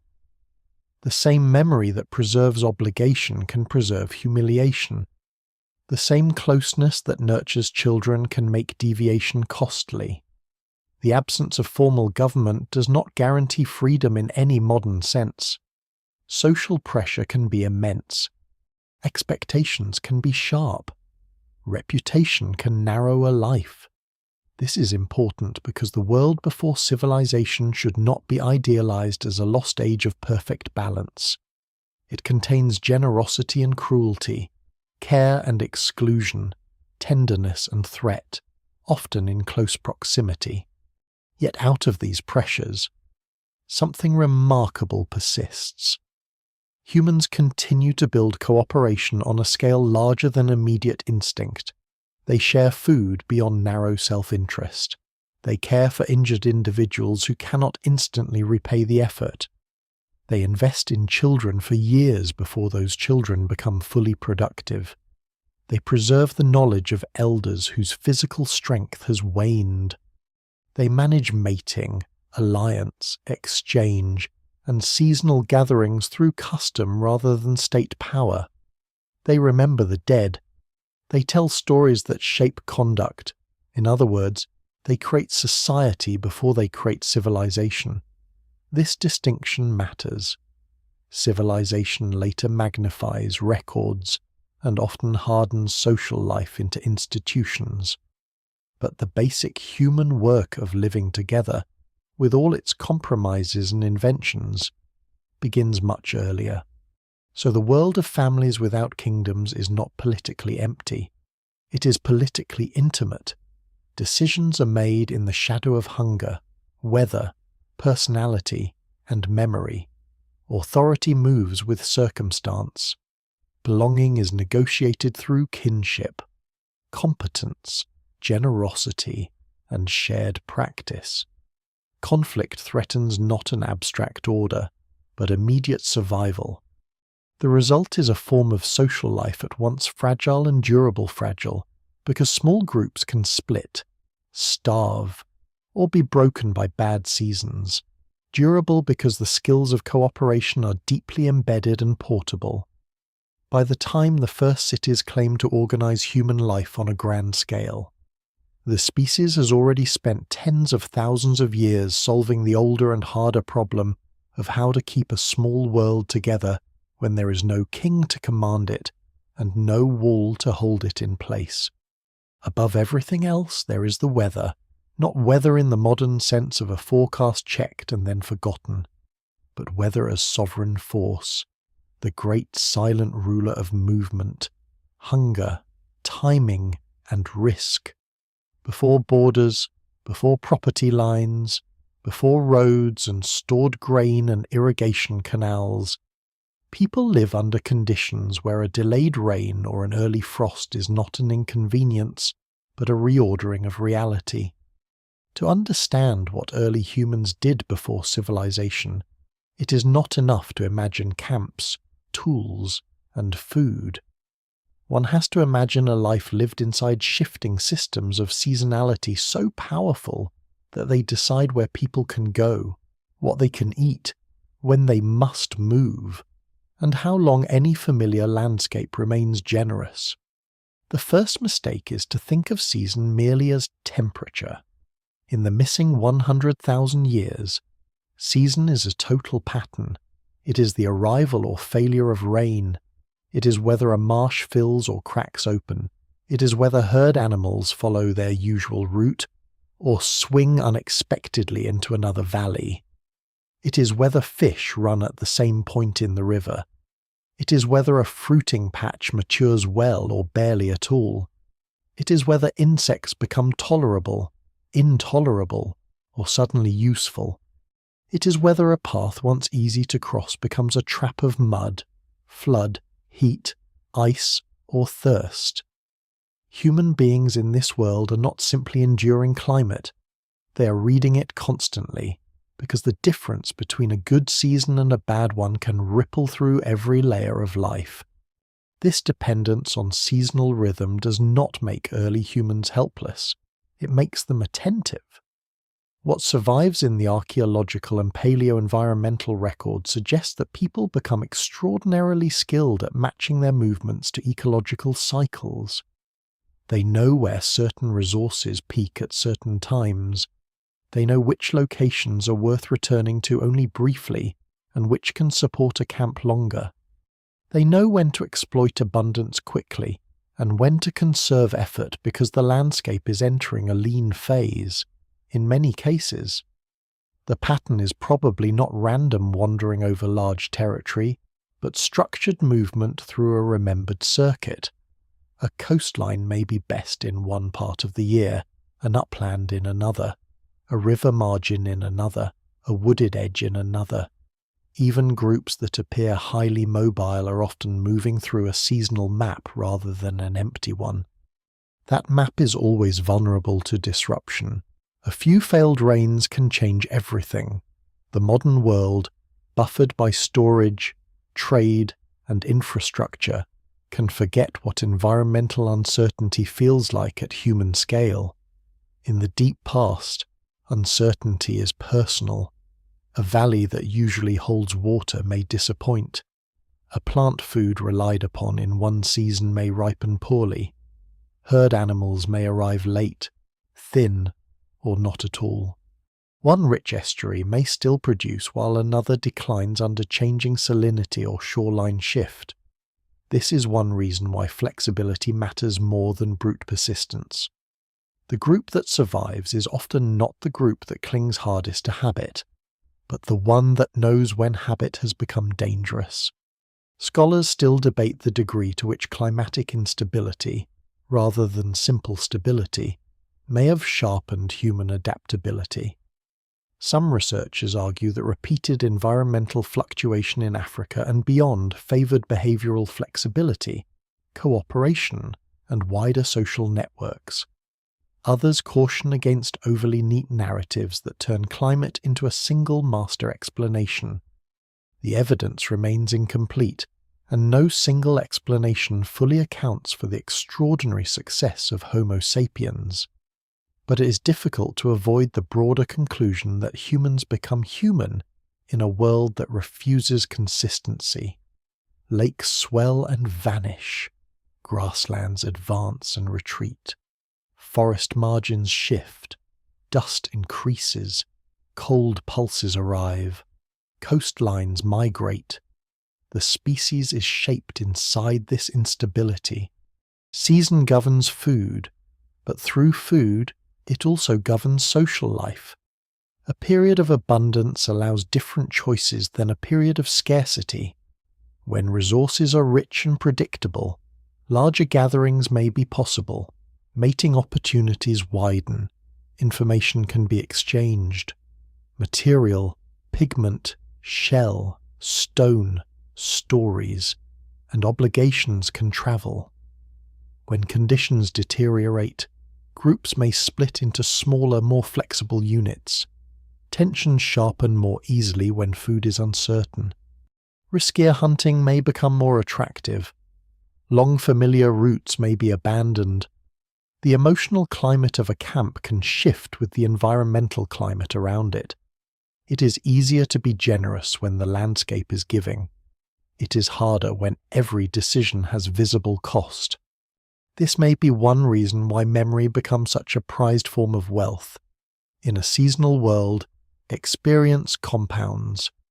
An older person who remembers that a dry basin was once productive after an unusual wind pattern, or that a coastal stretch becomes dangerous after certain storms, may preserve lives without lifting a spear.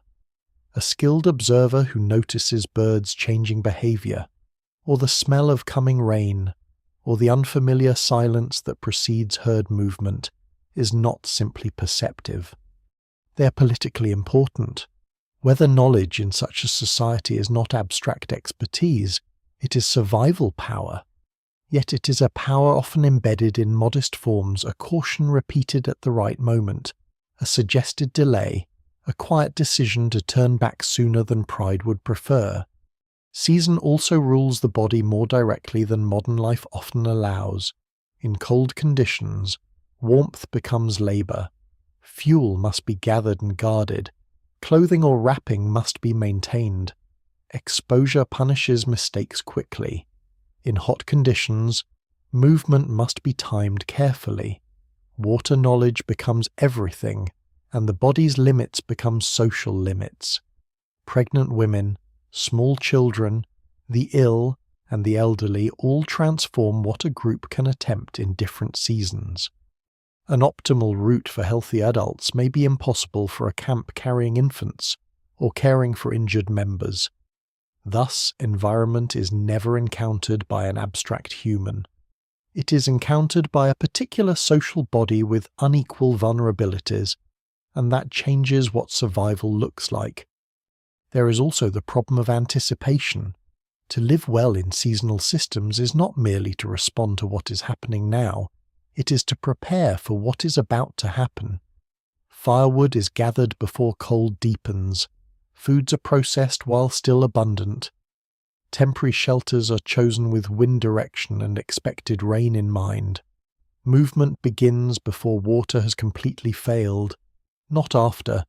Children are warned about hazards specific to a coming season. Tools are repaired before migration or hunt, not during crisis if it can be avoided. This is where culture becomes inseparable from climate. A people's customs are often shaped by repeated encounters with seasonal pressure until preparation itself becomes tradition. Much of what later civilization calls planning already exists here, only without writing. There are no ledgers, but there is foresight. There are no official calendars in the early sense, but there is timing. There are no ministries of environment, but there are bodies trained by generations to notice. In some regions, stars may help anchor seasonal expectation. In others, the flowering of plants, the appearance of insects, the behavior of fish, or the changing character of water may matter more. We should be careful not to assume a single universal system. The exact indicators vary widely by place and ecology. But what survives in the record suggests that prehistoric life is not lived in ignorance of season. It is lived in dependence on a seasonal literacy that later urban societies often lose. This literacy is especially clear in relation to animals. Herds do not move randomly. Breeding cycles, grazing conditions, snow cover, predator pressure, and water availability all shape where game can be found and when. A group that tracks large animals effectively over years is learning not only about the animals, but about the land that sustains them. Likewise, coastal and riverine peoples learn the timing of fish, birds, shellfish, and marine mammals through repeated attention. The best moment to exploit a resource may be narrow, arrive too early, and the effort is wasted, too late, and the abundance is gone. Season therefore rewards patience as much as action. It trains a peculiar human discipline, the willingness to align life with patterns larger than personal desire. At times, these patterns break. A severe drought can reduce a known landscape to danger. An unexpected cold interval can thin animal populations and close routes. A flood can destroy stored resources, isolate groups, or reorder the terrain so completely that memory becomes unreliable. This is one of the hardest truths of the missing years. However skillful humans become, the world can still refuse them. There are bottlenecks, disappearances, abandoned sites, and interrupted traditions scattered through the deep record. Some human populations shrink dramatically. Others relocate. Others may vanish. We usually only glimpse these crises through indirect signs, thinner occupation layers, sudden changes in tool use, genetic contractions, faunal shifts, or empty stretches where activity once appeared. The silence after disruption is one of archaeology's most haunting forms of evidence. And yet season is not only an enemy, it is also what makes life legible. In a fully chaotic world, no memory would help. The reason attention matters is that patterns do exist, even if they are imperfect. There is a comfort in recurrence when recurrence holds. The return of fish, the opening of flowers, the filling of a familiar basin, the cooling air that signals a shift, the first signs that a route can be walked again. Such rhythms likely shape emotion as much as subsistence. Relief, expectation, caution, perhaps even celebration may gather around them. The distinction between ecological timing and ritual timing may not always be very sharp. A season repeated enough times acquires meaning beyond utility. This may help explain why landscapes become storied. A plain is not just a plain if herds cross it reliably in one part of the year and danger accumulates there in another. A marsh is not just a marsh if children are warned about it, if birds arrive there in signal numbers, if elders once survived because it held food during a bad season. Place and season combine into remembered worlds. Civilization later fixes memory in writing and architecture. Earlier humanity fixes memory in recurring movement through changing land. One knows a place by knowing when it becomes itself. The great climatic systems of the late Pleistocene and early Holocene intensify this truth. Glacial cycles shift temperature, rainfall, wind, vegetation, and sea level on scales almost impossible to grasp without geology. Deserts that seem eternal today were sometimes greener in the past. Regions now drowned once held habitable coasts and plains. Cold periods restructured vast territories, pushing species and people into refugia or opening new corridors while closing others. What survives in pollen, ice cores, lake beds, cave deposits, and ancient shorelines shows that humans are living not against a fixed backdrop, but inside a world being repeatedly re-edited. The seasonal scale of daily life and the deep climatic scale of millennia are nested together. A group worries about the next dry season while, over generations, the whole region drifts toward wetter or harsher conditions. This creates one of the central paradoxes of the human past before civilization. People are deeply local, tied to precise knowledge of place and season, yet they must remain ready to leave if the larger pattern changes. They need attachment and mobility at once. Too little attachment, and they never learn a landscape well enough to live from it. Too much attachment, and they stay too long when the land begins to fail. Perhaps this is one of the oldest human balances, loving a place without assuming it is permanent.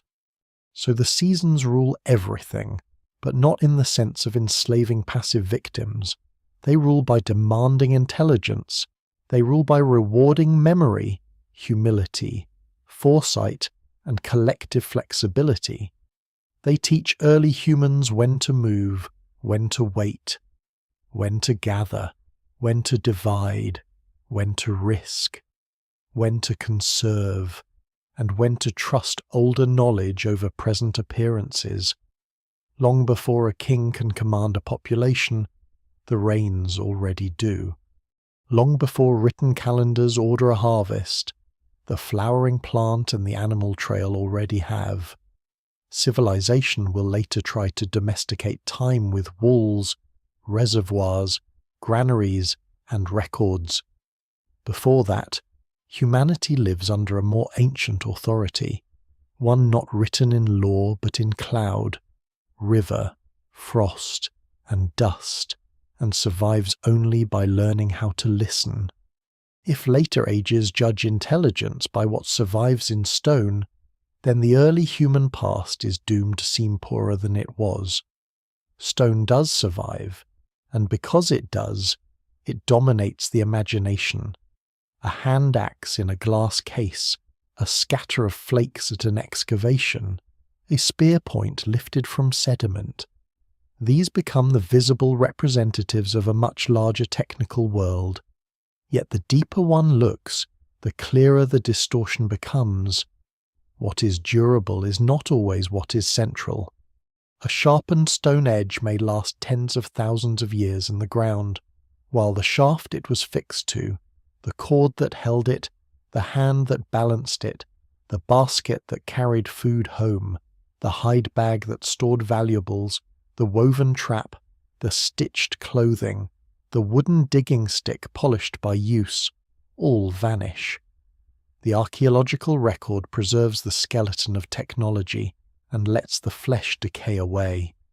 That is why the world before civilization is so often mistaken for a world of crude simplicity. The evidence has been filtered by rot. This matters because the missing 100,000 years is full of mastery that later history barely notices.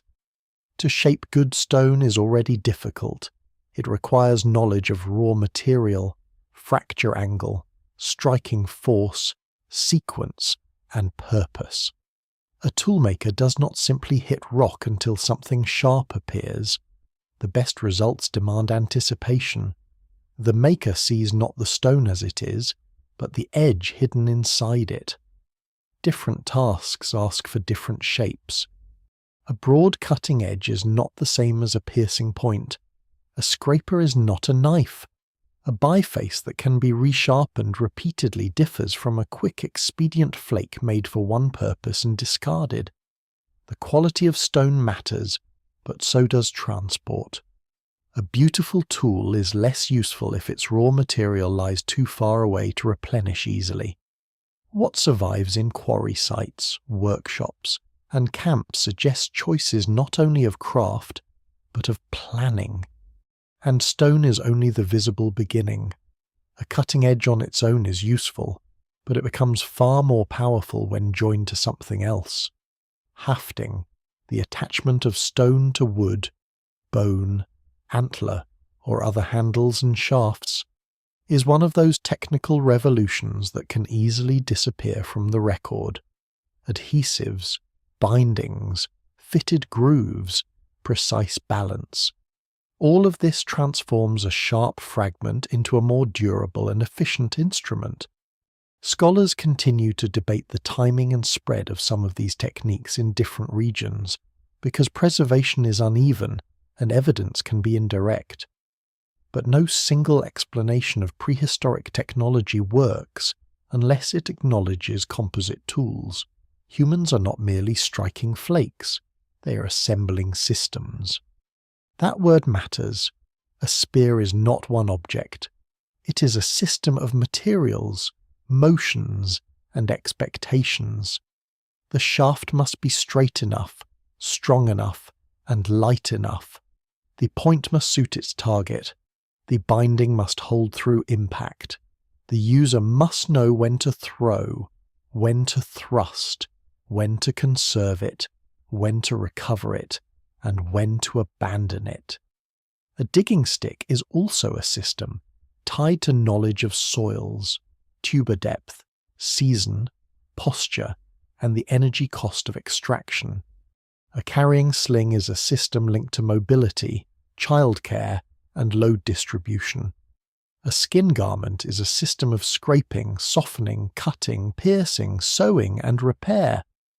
The apparent poverty of surviving materials says more about preservation than about the people who made them. One of the most striking clues to this invisible mastery lies in wear itself. Stone tools often bear microscopic traces of what they touched. Edges dulled by hide scraping differ from those used on wood or bone. Residues sometimes hint at plant processing, animal tissue, adhesives, or pigments. These clues are often delicate and context-dependent, but taken together they reveal a technical life far richer than the tool's bare shape suggest. A simple flake may have cut meat, worked wood, prepared fibres, or shaped another tool. Multi-purpose skill is common where portability matters. That alone makes early human technology look different from the later specialized toolkits of urban craft traditions. The maker often needs versatility more than abundance. Wood, so often lost to time, may have been one of the great technological mediums of the human past. Spears, throwing implements, handles, containers, shelters, digging tools, racks, clubs, and frames for carrying or drying all likely depended on it, under rare conditions. Preserved wooden artifacts hint at what is otherwise missing careful shaping, smoothing, hardening, and balance far beyond the stereotype of rough improvisation. But because wood usually decays, we tend to forget how much prehistoric life likely rested on it. The same is true of fibre. Cordage changes everything. Once people can twist plant fibres, sinew, hair, or other material into strong lines, a new world of fastening, carrying, trapping, weaving, and securing becomes possible. A good cord can hold a hafted point, suspend food, bind a shelter, fasten clothing, or make a net or snare. Yet cord almost never survives the long passage to the present. Entire technologies disappear because their core materials were too alive to last. The same problem shapes our view of containers. Civilization leaves pottery in abundance, which is one reason pottery feels foundational. But long before ceramic vessels become common in many regions, people almost certainly rely on skin bags, woven baskets, bark containers, gourds where available, folded leaves, and other perishable means of carrying water, food, pigment, infants' belongings, fire materials, and valuables. A mobile people without containers would be crippled. The task is not simply to acquire food, but to transport and protect it. The same applies to clothing, padding, bedding, and weather gear. The cold margins of the human world are unthinkable without sophisticated treatment of hides or other insulating materials. Tailored clothing in some later prehistoric settings may be every bit as important to survival as a fine stone point, yet it leaves only scattered indirect signs, awls, needles, hide scrapers, or the mere fact of human presence in environments where naked bodies would quickly fail. Skill also means timing and judgment. The right tool used badly is still a failure. A person working stone must know not only how to strike, but when a core is exhausted, when a flawed piece is not worth further labour, when a resharpening has reached its useful limit. A person processing hide must know when it is too wet, too dry, too stiff, too far gone. A person gathering fibres for cord must know which plants work, when they are strongest, how they should be prepared. Technical competence in this world is rarely isolated from ecological knowledge. The best craftsperson is often also a careful observer of season, terrain, and material behaviour. Technology before civilization is not separate from nature.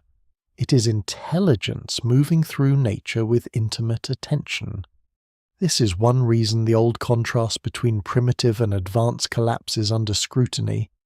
The people of the missing years are not surrounded by machines, but they are immersed in techniques, and technique is where much of human power resides. To make a durable point from difficult stone is technique. To keep embers alive in poor weather is technique. To scrape and soften hide until it can flex without cracking is technique. To choose a route that conserves effort while protecting children is technique. To weave a carrying sling that does not fail under load is technique. To know which adhesive mixture works best in damp or heat is technique. Civilization later multiplies material complexity through scale and specialization, but the foundations of human technical life are already old long before fields and cities. The presence of pigment offers another revealing glimpse into this older sophistication. Ochre and other colouring materials appear in many prehistoric contexts, sometimes processed, sometimes stored, sometimes apparently selected with care. Pigment may have practical uses in hide treatment, adhesives, insect deterrents, or protection, but often its presence seems to exceed mere utility. Bodies, objects, surfaces, and perhaps even moments may have been marked with colour for identity, memory, attraction, ritual, or status.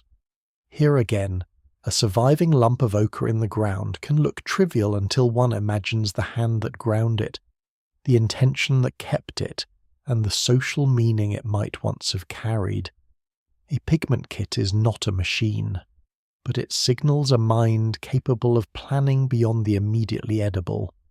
Bone and antler also widen the story. These materials can be shaped into points, needles, barbs, smoothers, ornaments, and other specialized implements with properties stone alone cannot easily provide. A bone needle, in particular, suggests a major leap in clothing and hide work because piercing and stitching with precision allows fitted garments, containers, and repairs impossible with cruder tools. The appearance of such objects in some later prehistoric contexts is often treated as a small footnote compared with grander developments. In reality, the consequences for daily life could be immense.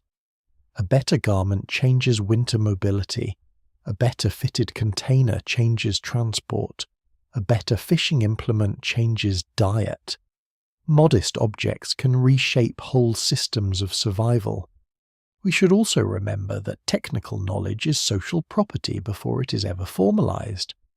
A great toolmaker does not matter much if no one can learn from them. Skills must be demonstrated, corrected, imitated, and preserved through repetition. This creates lineages of practice even where there are no guilds or written manuals. One child watches a parent or elder trim a core. Another learns how much force cracks bone without destroying useful marrow. Another watches how hides are stretched, smoked, or rubbed. Another notices which plants become cored and which snap too easily. Over generations, these habits accumulate into local technical traditions. Archaeologists sometimes detect such traditions in distinctive tool forms or manufacturing styles. But style is not merely aesthetic, it often records a community of learning. Communities of learning can be conservative for good reason. When a technique works, especially under harsh conditions, there is risk in changing it casually. Yet innovation still happens. A better binding, a more effective point shape, a new prey strategy, a more transportable kit, a refined method of processing plant food. Any of these can spread if the benefits are clear. Some innovations remain local, others move astonishing distances through contact networks or repeated reinvention. The pace may seem slow compared with the industrial change, but that comparison is misleading. In a world where failure can kill, good ideas are tested against reality with unusual strictness. Durability matters more than novelty. The evidence remains incomplete here as everywhere. We do not possess an inventory of vanished tools. We cannot fully reconstruct every lost technique from fragments of wear and residue. No single explanation fully accounts for the striking unevenness in the archaeological record, where some periods and places seem richer in innovation, partly because conditions favored preservation or excavation. But enough survives to overturn the old contempt. Early human technology is not a miserable rehearsal for civilization. It is a sophisticated response to mobility, seasonality, risk, and limited material permanence.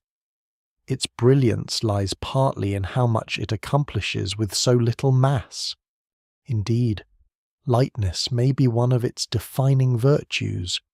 In later civilizations, power often expresses itself through heaviness walls, monuments, granaries, roads, furnaces, storehouses. In the long ages before that, power often means making useful things that can move.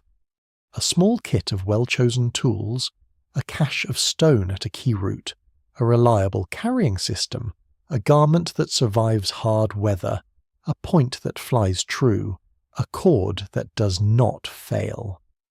These are achievements suited to a world where people cannot afford to build permanence everywhere they go. Technical mastery is measured not by weight, but by adaptability. And this is why the missing years are easy to misread. Their great inventions often vanish precisely because they were made of the right materials for living, not the right materials for lasting. A civilization leaves ruins. A mobile camp leaves skill distributed through bodies, memories, and perishables. The ruins impress us because they remain. The skills matter because they once worked.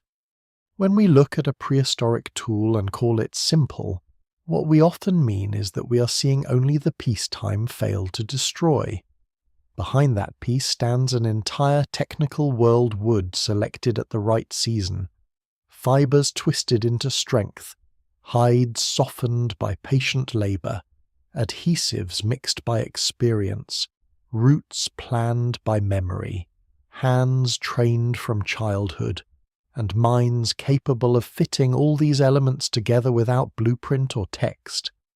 There is nothing simple about that. It is mastery rendered almost invisible by time. By this point in the story, it becomes difficult to avoid a larger conclusion. The missing 100,000 years are not merely a record of bodies surviving in difficult environments. They are a record of minds becoming more deeply social, more dependent on one another, and more capable of building knowledge that no individual could carry alone.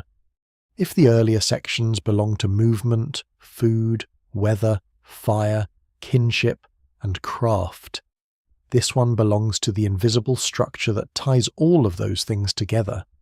A human being can endure hunger, cold, distance, and danger only so far by muscle and instinct. Beyond that point, survival depends on the social brain, the capacity to learn from others, coordinate with them, remember obligations, infer intentions, teach the young, share information, and act as part of a collective world larger than immediate sensation. That capacity is so familiar to modern people that it can be hard to see how strange it really is. We grow up inside language, custom, and instruction, and so we treat them as atmosphere. But in the deep past, these are among the greatest of all human technologies. A stone point can kill an animal.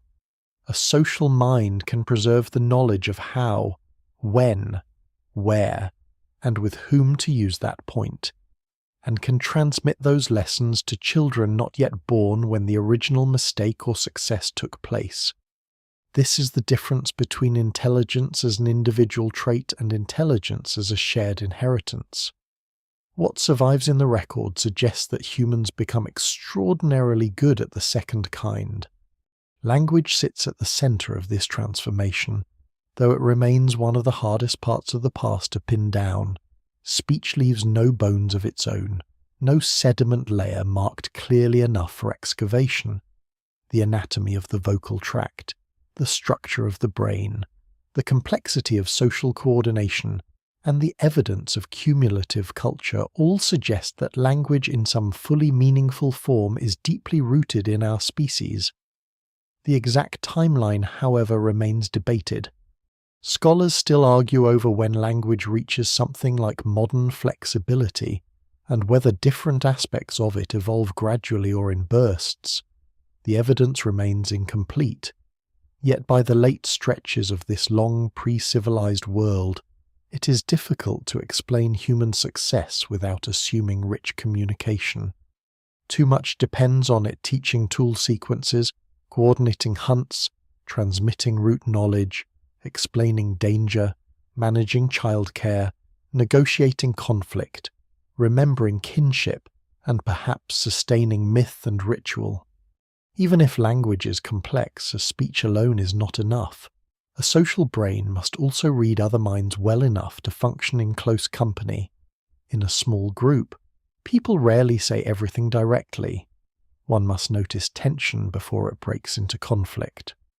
One must understand when fear is being concealed, when confidence is false, when generosity is sincere, when a promise is weak, when a person is tired enough to become a danger to themselves or others. This ability to infer intention and mood may be one of the oldest political skills humans possess. Civilization later builds explicit institutions to regulate distrust. Before that, much of the work is done by attention, memory, and emotional intelligence at close range. This sensitivity to other minds likely expands as groups become more interconnected and as childhood remains long. A species that invests so heavily in teaching gains enormous advantage from minds built to imitate, compare, correct, and empathize. A child does not simply memorize isolated acts. The child watches adults interact.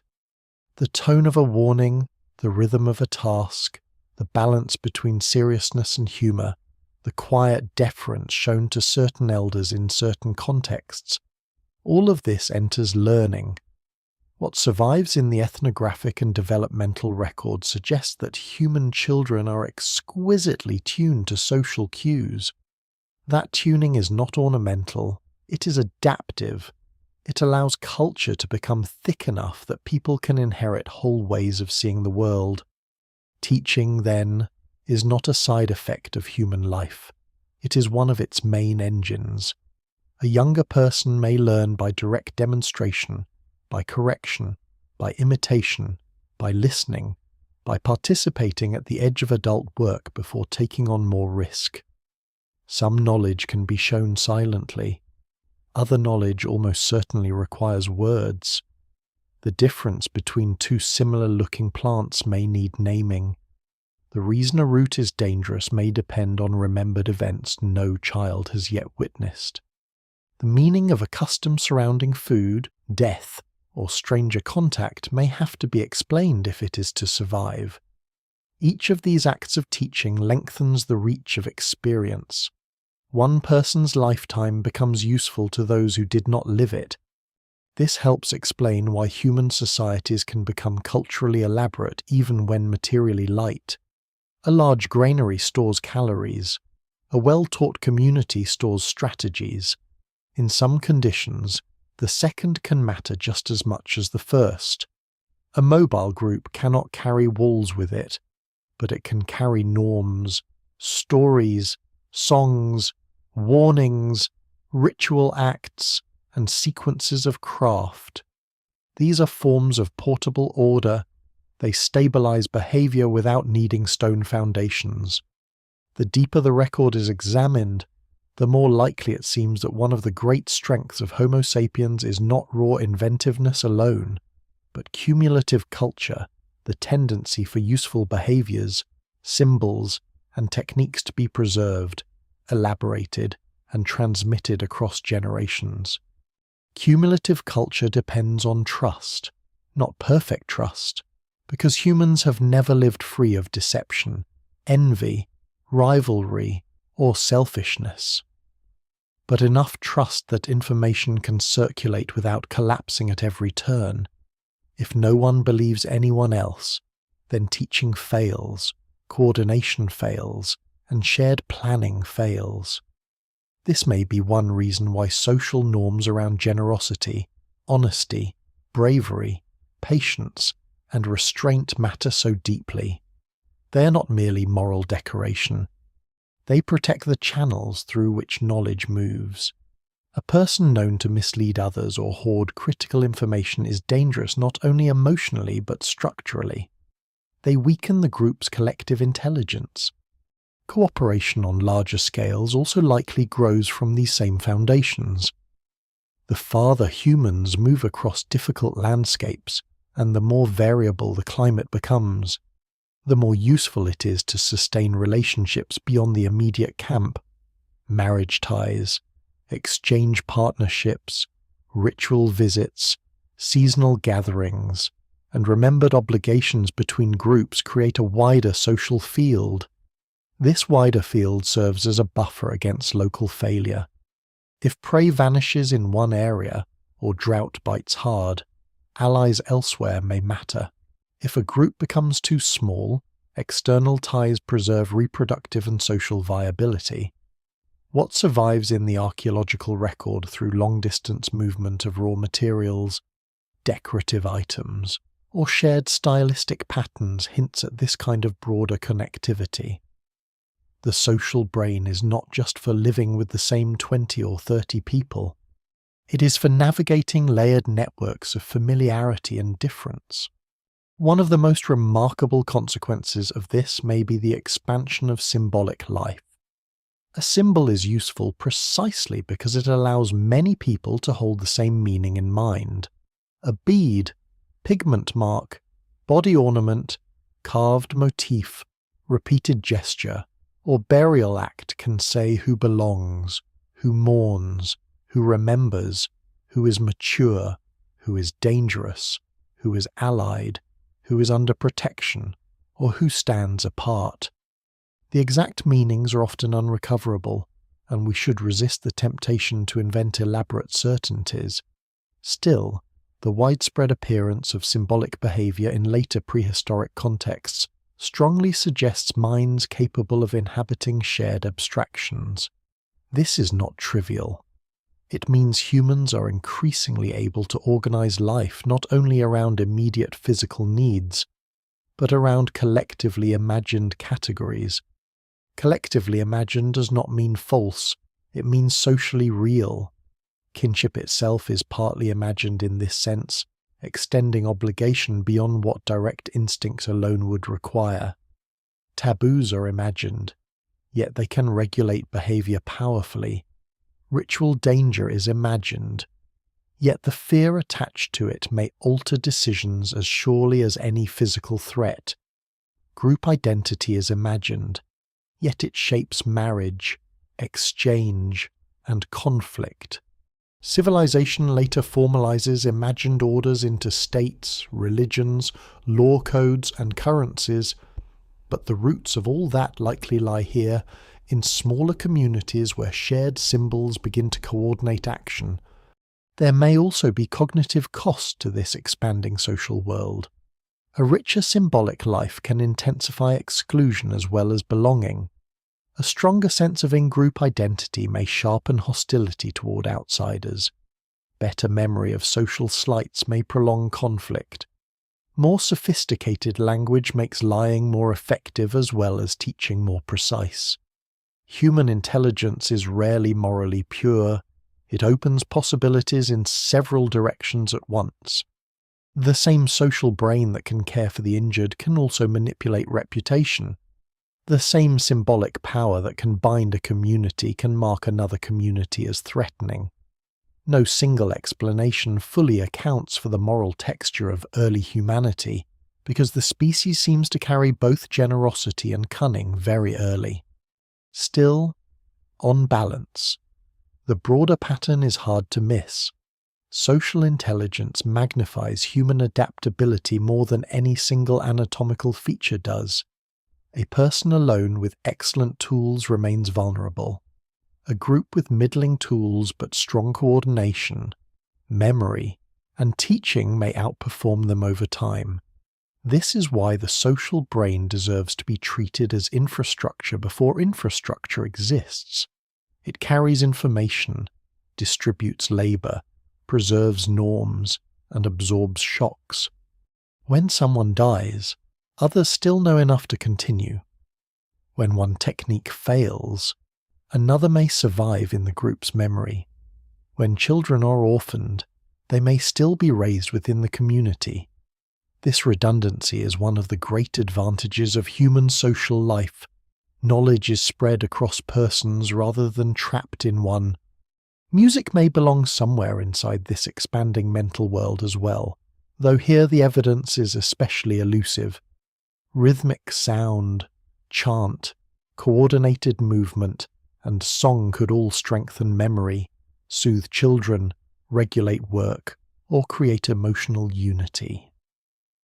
Later evidence from many human societies makes such practices feel deeply plausible, perhaps even likely, in some form.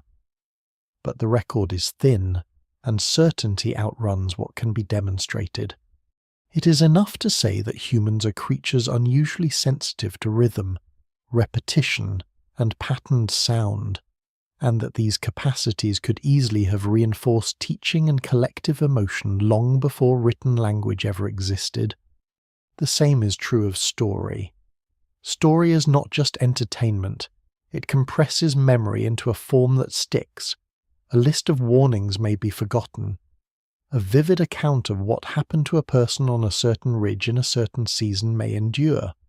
A rule may feel arbitrary. A tale about an ancestor, a stranger, an animal, or a death can make the rule feel necessary. The social brain thrives on narrative because narrative binds cause to consequence and emotion to instruction. This may be one reason the human past before civilization is almost certainly full of stories even where no text survives. To live collectively is to narrate collectively. All of this makes one thing clearer. The rise of civilization does not create human complexity from nothing. It inherits a mind already made dense by long practice in cooperation, teaching, symbol, and speech. Farming, cities, temples, and writing do not invent the social brain. They redirect it into larger and more permanent institutions, but the essential capacities are older. They are honed around hearths, migrations, seasonal camps, dangerous hunts, mourning circles, exchanges between groups, and the patient instruction of children. The species has already learned how to think together before it learns how to build monumental things together. And so this part of the missing age is not visible in the ground as a ruin. It is visible in everything else that later becomes possible. When humans coordinate across distance, when they preserve knowledge beyond a single generation, when they attach meaning to colour, gesture, and object, when they teach with intention and infer what others know or do not know, they are laying cognitive foundations deeper than any city wall. The social brain expands quietly, without proclamation, but it changes the scale of human life. It makes groups more than collections of individuals. It makes them thinking communities, capable of carrying whole worlds in common. Long before civilization calls itself intelligent, early humans have already learned the harder skill of becoming smart together. For a long time, human beings told this part of the story as though they had always been alone. It was a flattering myth. It made our species seem singular, inevitable, and strangely clean, as if the road to civilization had been waiting for one chosen kind of human to walk it. The deeper record has steadily dismantled that comfort. Before cities, before farming, before writing, before monuments and empires and all the later machinery of self-importance, the world contains other humans, not metaphorically, not as shadows or half-formed rehearsals, real human relatives, adapted to their own landscapes, making their own tools, tending their own fires, raising their own children, and meeting the same cold mornings and uncertain nights under different faces. The missing 100,000 years are not only a story of survival in nature, they are also a story of living in a crowded human world. Neanderthals are the most famous of these relatives, partly because they were discovered earlier and partly because Europe, which later dominated the writing of prehistory, was especially interested in the question of who came before modern Europeans. But Neanderthals are not the whole story. Genetic evidence, fragmentary fossils, and scattered archaeological remains now point to a broader picture that includes Denisovan-related populations and perhaps other lineages still only partly understood. The human family tree of the late Pleistocene looks less like a tidy trunk and more like a tangled stand of branches that separate, grow near one another, cross, and vanish. Scholars still debate the full number, range, and relationships of these populations because the evidence remains incomplete and the record is frustratingly uneven. Even so, one broad fact is no longer in serious doubt. Homo sapiens does not step into an empty Eurasia. It arrives in landscapes already known by others. This changes the emotional scale of prehistory at once. The campfire on a distant ridge may not belong to your own people. The footprints in soft ground may not belong to the same kind of human that made yours. A place rich in game may already be embedded in another population's habitual routes, dangers, and memories. One valley can hold more than one intelligence. One winter can force different humans toward the same refuge. This is not the later world of formal diplomacy and empire. There are no ambassadors here, no treaties preserved in archives, but there are encounters, and encounters between similar beings are rarely simple.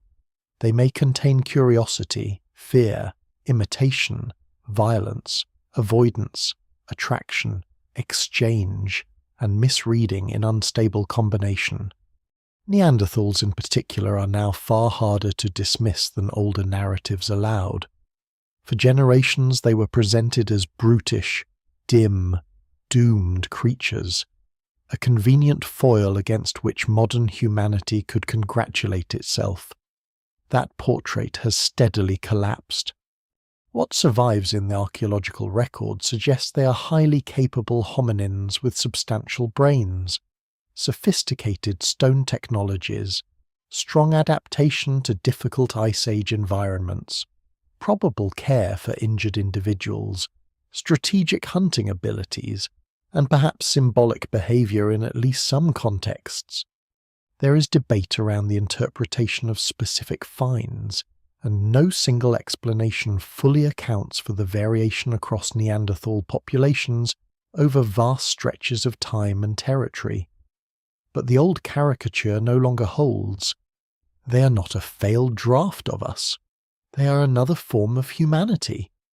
Their bodies tell one part of the story. Neanderthals are generally more robust, with stockier frames well suited to colder climates, broad chests, strong limbs, and faces shaped differently from our own. These differences are not cosmetic. They reflect long adaptation to particular conditions. A body tuned to conserve heat and endure the rigours of Ice Age Eurasia carries the mark of generations who made those environments livable.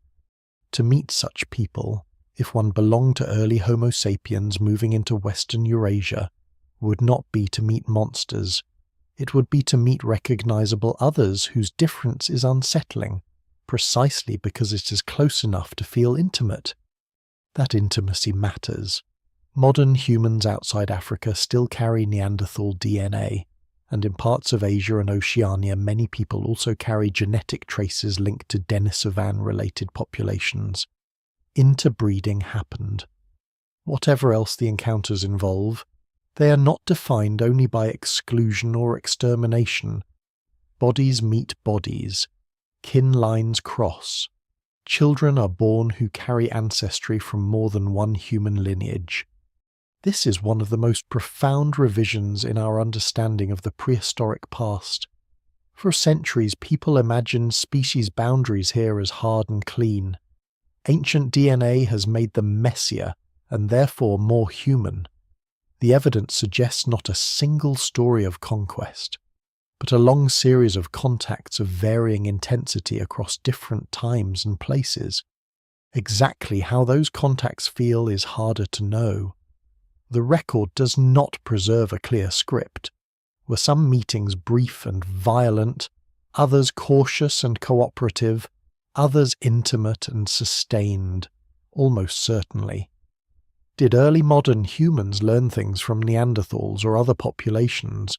Or vice versa, quite possibly. Though sorting direct exchange from parallel invention remains difficult. Did disease move between them with consequences no archaeology can easily capture? It is possible, even likely, though the evidence is indirect.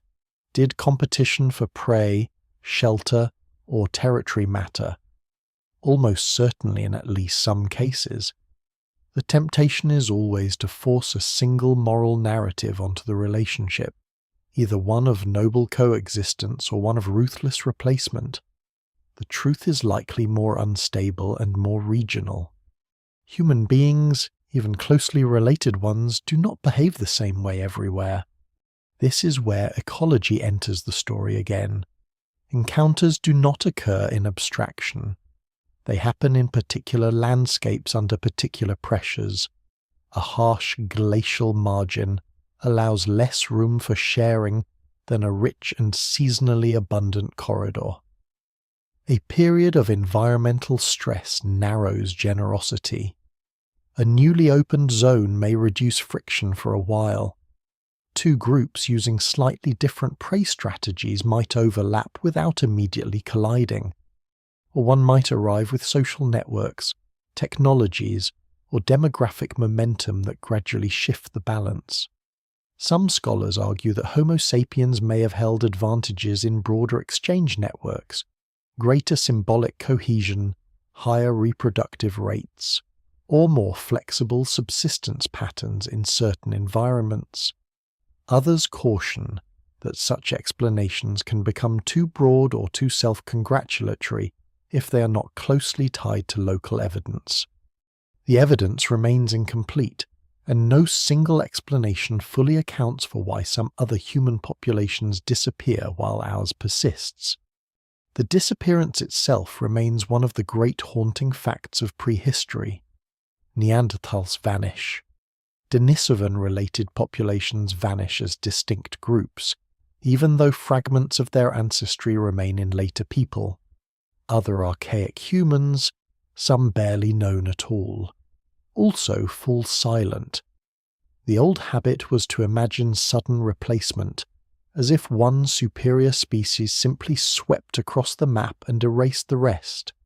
Increasingly, the picture looks slower, patchier, and more entangled. Some populations may have declined over long spans due to climate instability. Low numbers, habitat fragmentation, and local competition before or during sustained contact with Homo sapiens. Some may have been partly absorbed through interbreeding, some may have been pushed into less favourable refugia, some may simply have lost demographic resilience in a world becoming harder to survive. Extinction here may mean not one dramatic event, but the gradual failure of a lineage to remain distinct. This makes the question uncomfortably personal. What does it mean that we're the only surviving kind of human? It is tempting to answer with achievement, better tools, better language, better social complexity, better adaptability. Some of those factors may well matter in some measure, but survival is not a clean moral verdict. The most successful lineage is not always the noblest one, nor the most intelligent in every domain. Survival can reflect numbers, luck, timing, geography, flexibility, social ties, and plain contingency, a volcanic winter, a sequence of dry years, a new pathogen, a demographic bottleneck, a slight advantage in infant survival. Any of these can alter the long outcome. One should be wary of reading destiny backward into a result that may have been precarious for a very long time.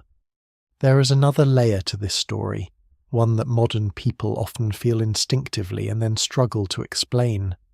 The presence of other humans in the deep past makes the world feel stranger, but also lonelier. Stranger because the category human is no longer singular. Lonelier because it becomes singular only through loss. For tens of thousands of years, the planet hosts several kinds of people. Different bodies, different inherited adaptations, perhaps different styles of thought and speech, all overlapping in certain regions of the same Earth. Then, gradually, they are gone.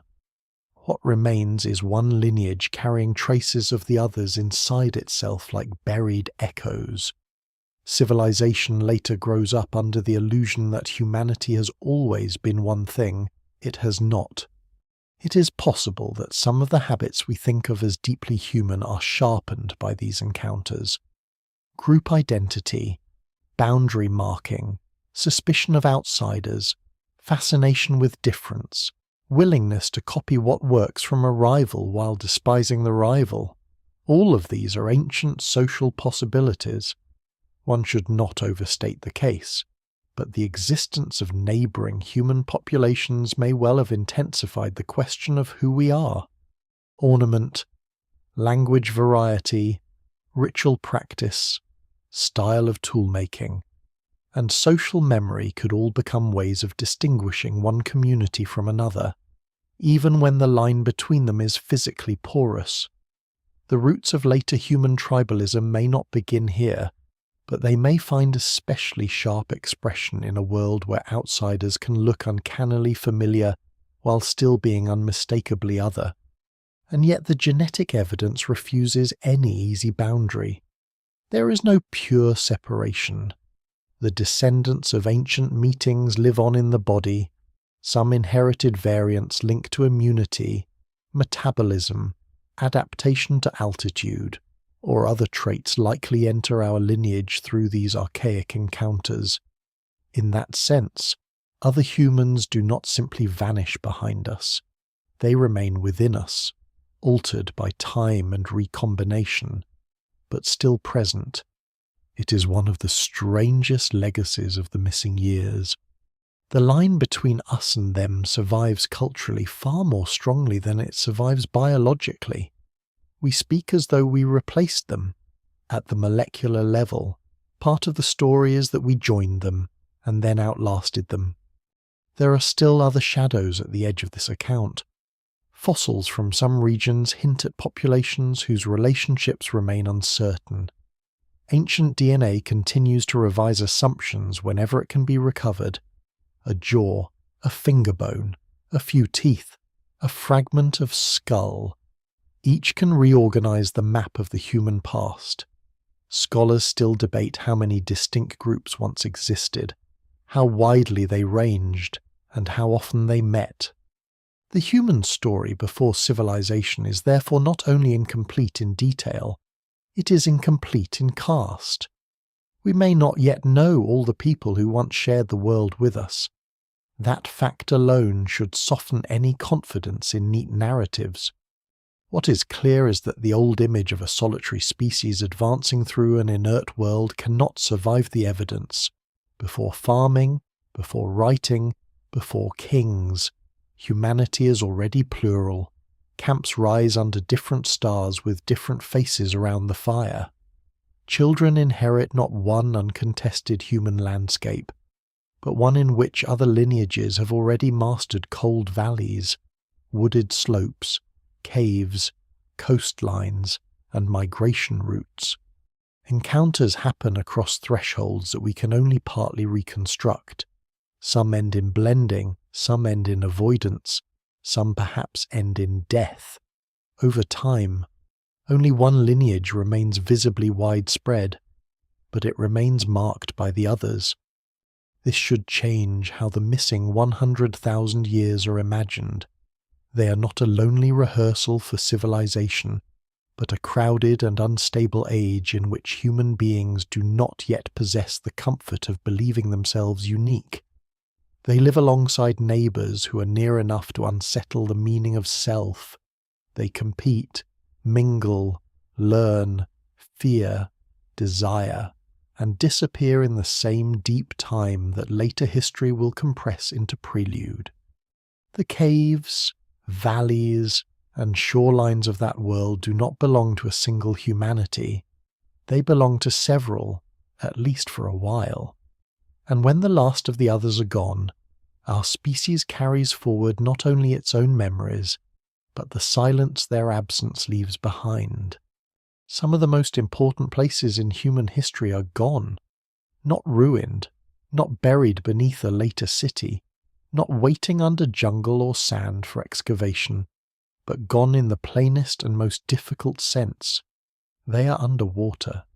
They lie beneath continental shelves that were once dry plains, along vanished estuaries, beside rivers that no longer meet the sea where they once did, across shorelines so transformed by melting ice and rising water that even their outlines have been erased.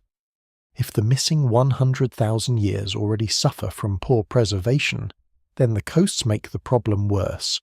Coasts attract life.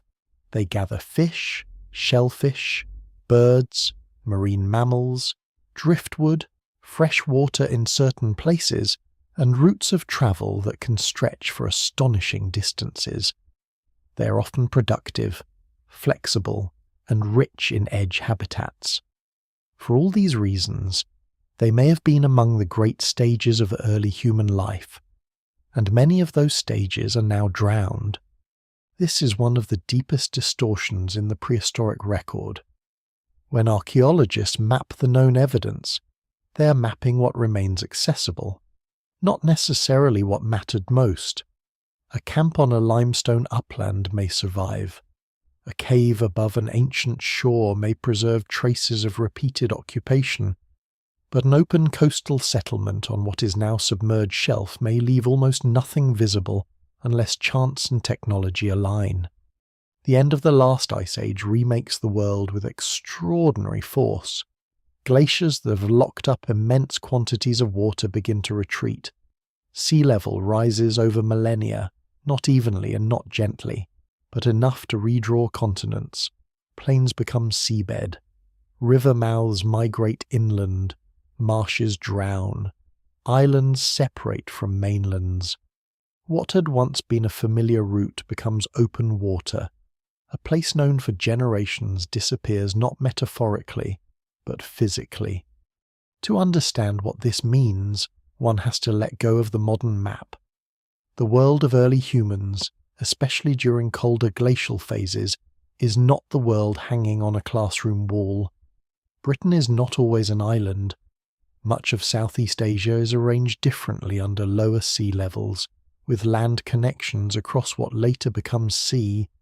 Australia and New Guinea are joined within the larger Ice Age landmass known as Sahel. Wide shelves extend from continental margins in ways almost impossible to appreciate from present coastlines. People moving along these ancient edges are not navigating the modern shore. They are traversing lost countries. These lost countries matter because coasts offer strategic advantages. A shoreline is not universally generous, and it can be dangerous in ways inland landscapes are not. Storms, cliffs, exposure, and freshwater scarcity can all make coastal life precarious. Yet in many settings, the meeting of a land and sea creates a mosaic of opportunities difficult to match elsewhere. Shellfish can provide predictable food if tides are understood. Fish runs can be seasonally rich. Seabirds and their eggs can be exploited. Marine mammals, when available, represent immense returns. Estuaries combine salt and freshwater ecologies in ways that multiply life. Coastal vegetation may offer fibers, fuel, and food. The beach itself can become a route, a linear guide through otherwise complicated terrain. A people learning to move along such margins are not merely surviving beside the sea, they are entering one of the planet's most information-rich environments. That environment may have helped some of the great human dispersals. Scholars still debate the exact degree to which early coastal routes shaped the spread of Homo sapiens beyond Africa and onward through southern Asia. The evidence remains incomplete partly because the very landscapes in question are so often submerged. This makes the debate unusually frustrating.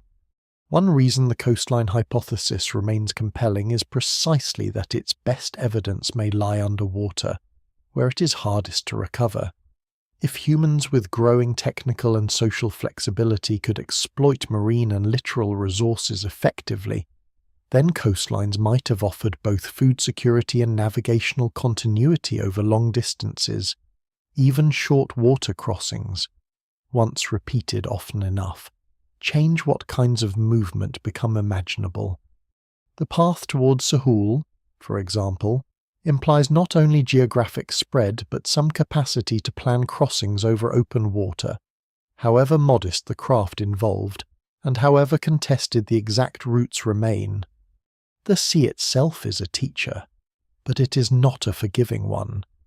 A coastal people must read tides, currents, reefs, weather changes, wave patterns, and the moods of estuaries. Timing becomes everything. Shellfish beds are generous only at the right moment. Fishing opportunities may peak briefly. Storm signs matter more when a camp lies exposed. Driftwood becomes valuable where trees are scarce. Salt and freshwater boundaries can shape where animals gather and where people should wait. Like all other successful human adaptations, coastal life depends less on brute toughness than on learned pattern recognition. And because these patterns are often seasonal, the knowledge of the coast becomes layered with time, what to do here in 1 month. what to avoid here in another, when the seabirds arrive, when winds shift, when storm surges threaten. There is also the question of boats, rafts, floats, and other watercraft, which bring us to one of prehistory's most tantalizing silences. Water crossings do not have to be enormous to require thought. Even moving people, tools, food, and perhaps children or embers across short channels demands more than luck. It suggests material technologies and navigational confidence that rarely survive archaeologically. Wood rots, fibre bindings vanish, skin coverings decay. The vessel disappears and leaves behind only the fact of arrival. That fact can be astonishing enough. Humans reach islands and separated landmasses long before civilization. They do so without written maps, without ports, without metal shipbuilding, and without leaving much more than scattered traces to prove it happened. The old idea that prehistoric people were territorially timid collapses against such evidence. They may not have crossed every sea, but where they did cross, they proved capable of converting uncertainty into route. The drowned shelves do not only hide movement, they hide habitation. Camps where shell was piled, fish were cleaned, tools repaired, children raised, fires tended, and stories told may now lie under sediment and salt water. These were not marginal places in the emotional sense. They may have been central worlds, revisited across seasons or generations. Rising sea level would therefore not simply remove land, it would remove memory sites. A favourite estuary, a burial place, a route marker, a shell bed, a lookout point, a source of good stone near the coast. All could be lost. The grief of such losses does not preserve easily in the record, but it is hard to imagine that people would fail to feel them. A shoreline moving inland by humanly visible degrees over generations would teach a harsh lesson about impermanence long before philosophy found words for it. This is where ice enters the story as an equally powerful architect. Ice Age conditions are not just colder versions of the present. Vast ice sheets alter atmosphere, sea level, albedo, vegetation patterns, and habitability across huge regions. They do not simply make some places harder to live.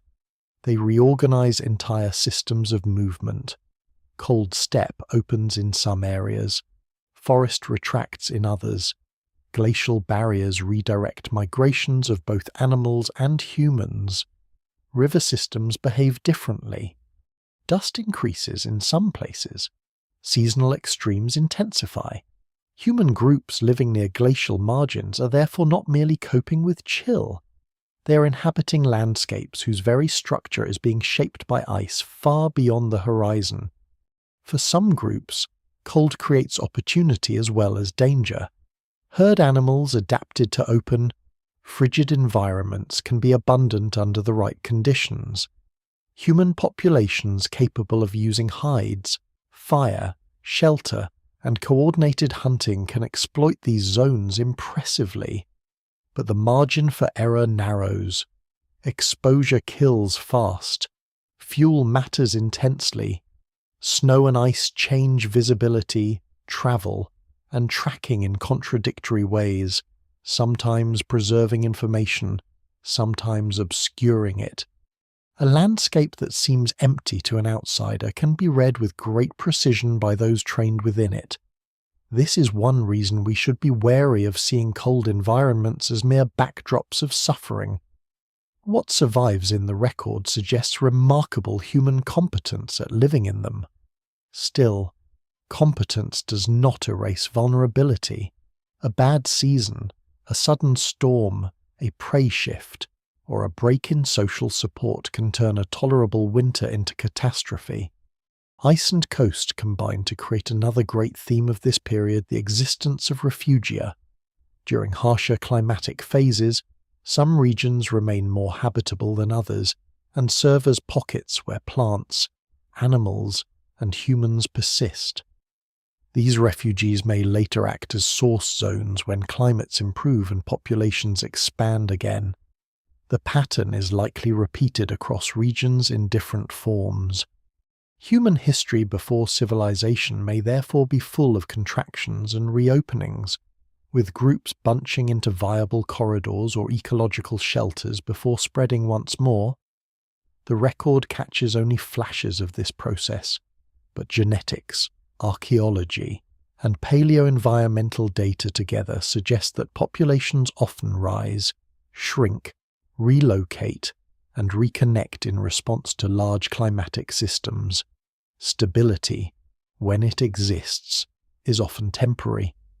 This has profound consequences for memory and identity. A people forced into refuge during a difficult phase carries forward not only genes, but a stripped-down cultural world shaped by bottleneck conditions. Routes once known may no longer be possible. Neighbours may vanish. Resource use may narrow. Ritual life may adapt. Social networks may compress or harden. Then, when conditions improve, expansion begins again from altered circumstances. No single explanation fully accounts for how culture changes under such pressure, because some traditions may endure while others are lost, and archaeological visibility is never perfect. But the principle is difficult to escape. Climate does not just test humans, it edits them. This is one reason coastlines and ice must be imagined together. As glacial worlds loosen, sea rises. As sea rises, shelves drown. As shelves drown, evidence disappears and human roots are broken. What had once been a broad plain rich in game and marsh turns into shallow sea. A narrow crossing becomes impossible without watercraft. A former lowland corridor becomes fragmented islands. The map of obligation changes with the map of land. Marriage networks, exchange routes, seasonal gatherings, burial places, and remembered dangers all have to be relearned. Some communities adapt, some relocate, some are severed from one another. The creation of islands after sea level rise is not merely geographical. It is social and psychological. Distance becomes newly real. Modern archaeology is only beginning to catch glimpses of these lost worlds. Underwater survey, seabed mapping, drowned forest remains, submerged footprints, preserved artifacts in rare conditions, and reanalysis of coastal geomorphology are slowly expanding what can be known. But the imbalance remains severe. For every known drowned site, there may be many more impossible to detect or already destroyed by marine processes. This should make us cautious about grand claims based solely on the visible terrestrial record. Human life was likely more coastal, more maritime, and more shaped by changing shorelines than our current evidence can fully show. The absence of evidence here is often the direct result of evidence having slipped beneath the sea. There is also a larger emotional truth buried inside this scientific one. Civilization often imagines permanence because it writes things down and builds in stone. The people of the missing years live much closer to the knowledge that landscapes themselves can vanish. They do not need a philosophical doctrine of impermanence. They can watch an estuary shift, a shore retreat, a crossing deepen, a plain drown. They can feel a once familiar horizon become strange. Time is not abstract in such a world. It is visible in the land, and perhaps this helps explain some of the caution, adaptability, and layered memory that seem to characterize successful human groups long before cities. A people who know that even the coast can disappear are less likely to mistake the present arrangement of things for a permanent one. So when we look back at early humans under Ice Age skies and along vanished shores, we are not looking at marginal episodes before the real drama begins. We are looking at one of the great theatres in which humanity becomes what it is, a species able to read unstable environments, cross uncertain thresholds, and make homes in places that will not keep the shape of home for long. The drowned shelves and glacial margins of the past conceal some of the most decisive chapters of our story. They remind us that the missing years are missing not because nothing happened, but because too much happened in landscapes that the world itself later withdrew from view. Long before the first field is ploughed, long before grain is counted, taxed, stored, or fought over, human beings are already making things that do not feed the body directly. This is one of the most important and quietly unsettling facts about the world before civilization. If people were only surviving, if every waking hour were consumed by hunger and exposure, then one might expect the record to contain nothing beyond the strict mechanics of staying alive. But that is not what appears. Instead, scattered across caves, rock shelters, burials, camps, and old living surfaces, there are signs of another hunger entirely. Pigment ground and carried, beads pierced and worn, bodies arranged with care, surfaces marked, objects shaped beyond immediate use. What survives in the record suggests that imagination, symbolism, and the need to make meaning are not luxuries added late by civilization. They are older than farming. This should change the entire emotional balance of the story. For generations, the rise of art was treated as if it marked a sudden flowering of modern humanity, a dramatic threshold at which intelligence became fully itself. That view has weakened considerably. Scholars still debate the timing, regional variety, and interpretation of symbolic behaviours, because the evidence remains incomplete, and the word art itself carries assumptions from much later societies. No single explanation fully accounts for when and why different populations begin marking bodies, surfaces, and objects in ways that exceed straightforward utility. But what survives in the record makes one conclusion difficult to avoid. Humans are investing time, skill, and attention in things that matter socially, emotionally, or cosmologically long before they ever build cities. A bead is a small thing, almost trivial when isolated in a museum tray. Yet to make one requires more than spare time. It requires selection, shaping, perforation, and often repeated labour for something that cannot be eaten. Once worn, it becomes more than an object. It can mark identity, maturity, affiliation, memory, attractiveness, mourning, alliance, or status. A shell collected far from where it naturally occurs hints at travel or exchange. A bead carried on the body suggests that the body itself has become a canvas for meaning. This matters profoundly. A species that decorates itself is not only solving material problems, it is creating visible social worlds. Pigment tells a similar story. Ochre appears again and again in prehistoric contexts, sometimes in quantities or treatment patterns that make purely practical explanations feel insufficient.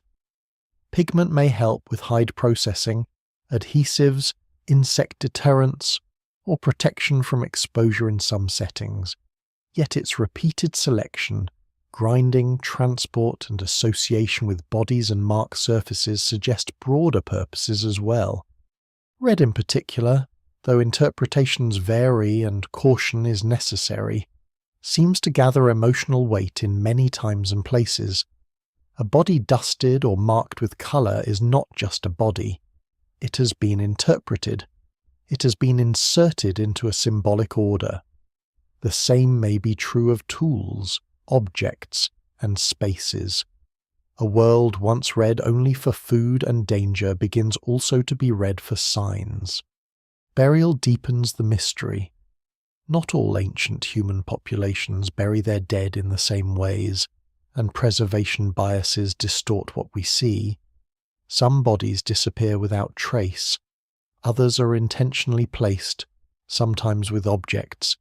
Pigment, flowers perhaps in a few disputed cases, or bodily arrangements that suggest care beyond disposal. Scholars still debate which burials imply ritual belief, which imply grief alone, and which may simply reflect practical management of corpses within camps. Yet even the most cautious reading cannot flatten them into indifference. To take time with the dead in a hard world means something. It suggests that death has become socially thick, not merely biologically final. A body is no longer only a carcass. It belongs to memory, kinship, perhaps obligation, perhaps something more. This does not mean early humans suddenly invent religion in any simple sense. The temptation to project full systems of gods, afterlives, or priesthoods backward into prehistory is strong and often misleading. The evidence remains too fragmentary to support elaborate certainties, but no single explanation of burial, ornament, and marked space works unless it admits that human beings are increasingly acting as though some things matter beyond immediate practical return. That may begin with grief, identity, and social continuity before it ever hardens into later theology. A person buried with care is being held inside meaning. Whether that meaning is metaphysical, familial, territorial, or all at once is often impossible to say. Then there are the caves, the great painted caves of the later Upper Paleolithic Europe, with their animals running across stone in torchlight, have long dominated popular imagination, and for good reason. They're astonishing.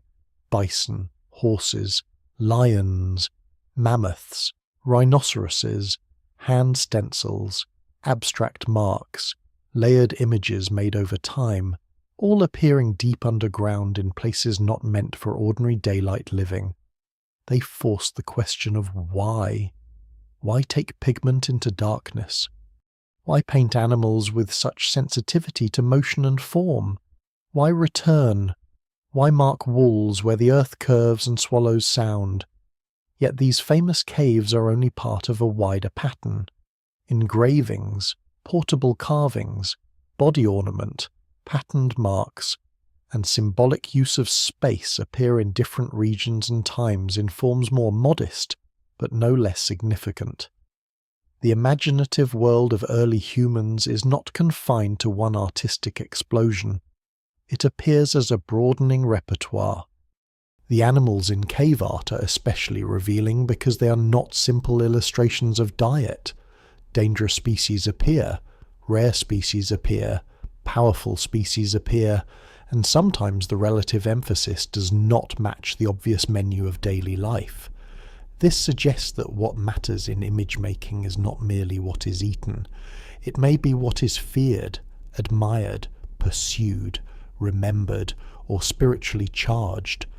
Scholars have proposed hunting magic, shamanic visions, mythic storytelling, territorial marking, teaching, group identity, and many other frameworks. None explains everything. The evidence remains incomplete, and the same cave may have held different meanings across centuries or millennia of use. But whatever the precise explanation, these images make one fact impossible to deny. Humans are looking at animals not only as prey, but as beings charged with significance. The location of some of these images matters as much as their content. Deep cave interiors are difficult places, dark, acoustically strange, physically constraining, and often dangerous. To enter them with firelight, pigment, and intention is already a marked act. One does not stumble casually into such spaces and produce repeated, meaningful imagery by accident. This has led many scholars to suspect that at least some cave activity is ceremonial, initiatory, or otherwise socially special. That may be true, though the forms of such specialness remain debated. What is clear is that some human groups are intentionally setting apart certain spaces from ordinary daily use. Civilization later does this with temples and sanctuaries. The instinct may be far older. Portable art adds another layer: small carved figurines, decorated tools, engraved plaques, incised bones, shaped pendants, all suggest that symbolic life is not restricted to hidden chambers. It travels. A carved object can be held, worn, shown, exchanged, inherited. It can move through camps and across routes, carrying meaning with it. Some figurines have attracted outsized attention, especially female forms from later prehistoric Europe, often called Venus figurines, though interpretations of them remain deeply contested. Fertility symbols, self-representation, teaching objects, status items, ritual tools, no consensus fully settles the matter. What matters here is not one interpretation, but the broader fact that human hands are producing forms whose significance lies partly in what they stand for, not only what they do. This symbolic expansion almost certainly feeds social life directly. A marked body may signal adulthood, kin affiliation, mourning, marriageability, or participation in a ritual event. A shared motif may bind distant groups. A burial practice may affirm continuity between living and dead. A cave image may help organize collective memory. Art before agriculture is therefore not ornamental excess floating above subsistence. It is social infrastructure of another kind. It helps define belonging, channel emotion, preserve stories, and perhaps negotiate uncertainty in a world still ruled by weather, migration, and loss. In that sense, symbolic behavior may be as practical, in the long arc of survival, as a tool or a trap. Humans do not live by calories alone. They live by shared meaning. One of the most striking implications is that abstraction has already deepened well before farming. To paint a hand on a wall is to leave more than a trace. It is to state presence in a form that outlasts the moment. To use repeated signs is to trust that others will understand them. To carve a shape that stands for something beyond itself is to move into a world where representation matters. This may be one reason why later civilization can emerge at all. Writing, accounting, formal religion, monumental iconography, heraldry, and law codes all depend on symbolic capacities whose roots are much older. The cave and the body may be among the first archives, and yet there is restraint in the record too. Many early human worlds leave little obvious art, or little that survives. This should not be taken to mean they lacked symbolic richness. Perishable media likely mattered enormously. Body paint washes away. Song disappears into air. Dance leaves almost nothing. Wood carving decays. Fibers rot. Masks. Garments. Ritual arrangements of plants or feathers. All vanish under ordinary archaeological conditions. A society can be dense with image, sound, and ceremony and leave almost none of it behind. This is one of the central cautions of the missing years. What survives is not all that mattered, only what had the luck to endure. Still, enough remains to overturn the old assumptions. Humans did not wait for settled surplus to become expressive. They did not need cities to develop ritual depth or visual imagination. They did not require kings to create sacred space. They did not need writing to remember through symbol. The creative impulse appears in worlds that are still highly mobile, still ecologically embedded, still vulnerable to sudden scarcity. That tells us something unsettling and profound. Meaning-making is not the reward for having solved survival. It is part of survival itself, or at least part of what makes survival recognizably human. There is also a quieter point here. Art before agriculture reminds us that the prehistoric world is emotionally crowded. These people are not empty pragmatists moving through blank landscapes. They are capable of grief, display, reverence, fear, memory, identity, and perhaps awe. They walk through caves and leave hands on walls. They decorate bodies that will one day die. They place objects with the dead, or at least sometimes do. They carry beads that link them to others. They grind colour from stone and put it where colour does not need to be for mere utility. Whatever exactly they believe, they are already living in a world thick with significance. Civilization will later build vast systems around that impulse. It will institutionalize symbolism in temple carvings, royal regalia, monumental tombs, scripture, iconography, and law.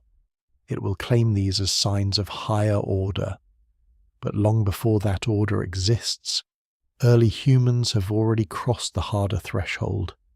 They have begun to insist that life is more than appetite and danger. They have begun to mark the world and themselves with meanings no predator can smell and no climate can fully explain. In the torchlight of a cave, on the skin of the living, in the careful placing of the dead, humanity is already proving that imagination is ancient. Farming has not yet begun, the city has not yet risen, and still, beneath the earth and under the open sky, people are already making symbols strong enough to outlast the lives that created them. For most of human existence, farming does not happen. That may be the most important fact to keep in view before asking why it eventually does. The old story makes agriculture feel obvious, almost impatiently overdue, as if early humans spend tens of thousands of years circling the solution before finally discovering the one arrangement that history was waiting for all along. But this is a distortion born from hindsight. If farming were the simple and inevitable answer to human needs, it would likely appear much earlier, much more often, and much more uniformly. Instead, for an immense span of time, people live by hunting, gathering, fishing, trapping, collecting, processing, storing on modest scales where possible, moving with seasons, and building social worlds adapted to those rhythms. They do this not because they are incapable of agriculture, but because under many conditions they do not yet need it. This is where the problem becomes interesting. The question is not why humans were slow to invent farming, as though they'd failed to think of it. The question is why they lived without it for so long despite being fully intelligent, observant, symbolic, and technically capable. By the time agriculture begins to emerge in different forms in a few parts of the world, humans already know plants intimately. They know when seeds ripen, when tubers can be dug, which stands return well after disturbance, how fire reshapes landscapes, how animals move through vegetation, and how seasonal abundance can be exploited with precision. In some places they may already be encouraging favoured species, clearing patches, returning to productive zones, and shaping ecosystems in subtle ways that blur the line between gathering and cultivation. The evidence remains incomplete, but what survives in the record suggests that the mental ingredients for agriculture are old. What is late is not knowledge of plants. It is the shift in how people choose to structure life around them. For mobile foragers in many rich environments, the advantages of staying mobile are considerable. Movement allows people to spread risk across landscapes rather than tying survival to one patch of ground. If one area fails, another may still produce. If resources peak seasonally in different places, mobility lets people meet abundance where it appears. Storage, while possible in some contexts, is naturally limited by transport and preservation, which in turn can restrain the accumulation of inequality. Diet may remain broader and more flexible than that of many early farmers. Archaeological and bioarchaeological evidence from multiple regions suggests that some early agricultural communities later suffer narrower diets, worse dental health, heavier disease burdens tied to settlement, and greater vulnerability to crop failure than the foraging populations they replace or live alongside. This does not make foraging idyllic, but it does complicate the assumption that farming is immediately and obviously better. The timing of agriculture then has to be understood as a convergence rather than a single discovery. Climate matters. At the end of the last ice age, especially in some regions, warmer and in some cases more stable conditions alter plant communities, animal distributions, and the habitability of landscapes. In Southwest Asia, often called one of the primary centres of early agriculture, the transition into the Holocene changes the distribution and predictability of wild cereals and other useful species. In other regions, different domesticates and pathways emerge under different local conditions. Scholars still debate how much climatic stability versus climatic disruption drives the process, because both may matter in different places. The evidence remains incomplete, and no single explanation fully accounts for why agriculture emerges where it does and not somewhere else at exactly the same time. But large environmental shifts clearly reshape the possibilities. Population pressure is another major explanation, though here too the details remain contested. If human populations grow in some especially productive zones, whether because climate improves, local resources are rich, or social networks become denser, then mobility may begin to lose some of its old flexibility.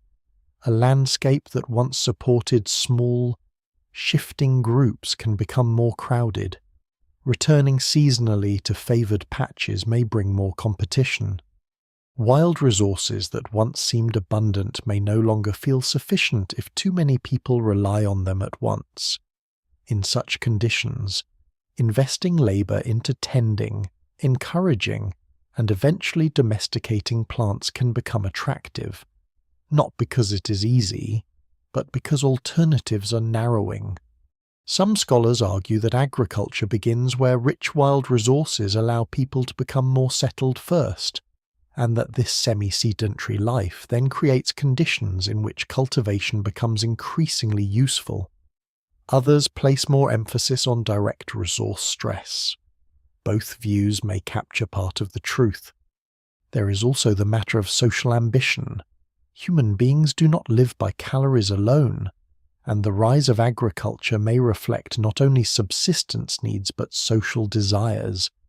In some theories, competitive feasting, alliance building, ritual obligations, and the prestige attached to hosting or surplus production may have encouraged people to intensify their relationship with certain plants or animals.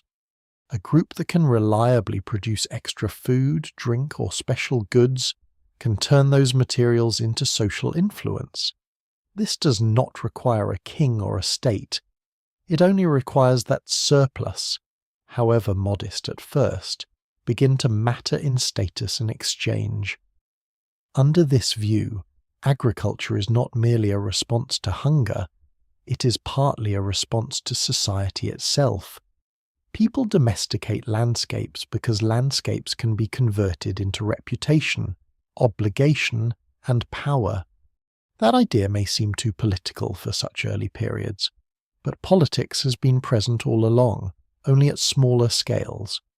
Once certain places become attractive enough to return to repeatedly, and once some resources can be encouraged or protected, questions of access intensify. Who gathers here?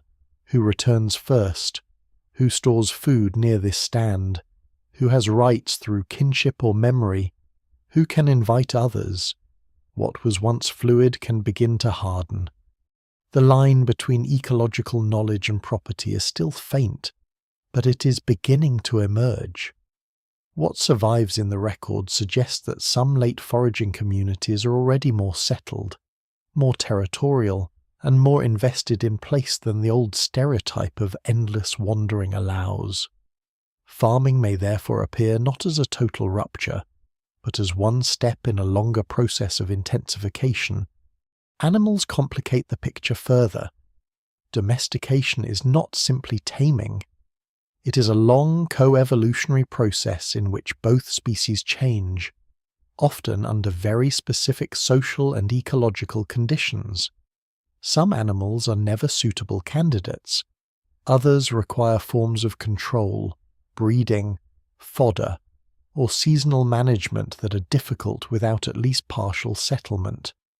The earlier steps may involve tolerance, corralling, selective hunting, close observation of herd behavior, or a gradual shift in which humans begin to shape breeding patterns almost accidentally, before doing so more intentionally.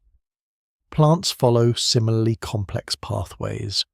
Repeated harvesting, sowing of preferred seeds, clearing of competitors, and protection of useful patches can over time alter both species and human expectations.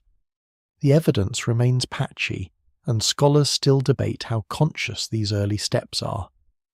But domestication is rarely a single invention.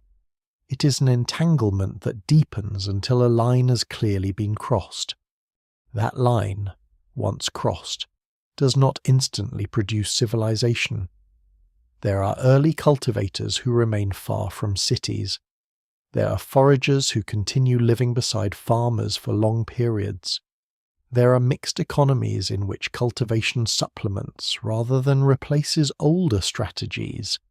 This is essential to remember because the old story compresses everything. Plant tending becomes farming. Farming becomes villages. Villages become states. And the whole sequence looks inevitable. Real history is slower, messier, and full of overlap. Agriculture appears in multiple centers across the world at different times with different crops, different social structures, and different consequences. Southwest Asia, China, New Guinea, Mesoamerica, the Andes, parts of Africa, each follow distinct trajectories shaped by local ecologies and cultural choices. No single explanation can be applied to all of them without distortion. Why, then, does farming come so late in the human story? Perhaps because for most of that story, the older arrangements are good enough, sometimes better than good enough. They're flexible, adaptable, and compatible with landscapes not yet crowded beyond their carrying capacity. They allow humans to remain mobile in a changing world, to spread risk, to avoid some of the sanitation and disease problems of large settled populations, and to keep social life from hardening too quickly into inherited material hierarchy. Agriculture becomes appealing only when a particular combination of opportunities and pressures accumulates useful species nearby. Climatic shifts, denser populations, repeated return to favoured places, social competition, storage practices, and maybe the simple human tendency to intensify what already works. Under those conditions, the old life begins to change not because it was foolish, but because it was being pressed from within and without. The irony is that agriculture may first appear less as liberation than as commitment. A mobile group can leave a bad patch. A cultivating group has invested labour in one, seeds, cleared ground, seasonal timing, perhaps irrigation in much later cases, all tie people to a place and to a future. Cultivation rewards patience, but it also punishes interruption. It creates dependence on narrow calendars.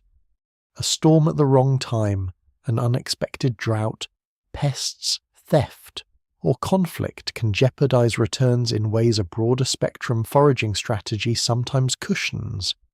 Farming offers the possibility of greater yields from smaller areas, especially over time, but it also increases the cost of staying put. This is why its late appearance makes sense. It is not merely a clever new technique. It is a different bargain with time, place, labour, and risk. the same bargain reshapes memory. In a foraging world, memory is often distributed across wide seasonal circuits.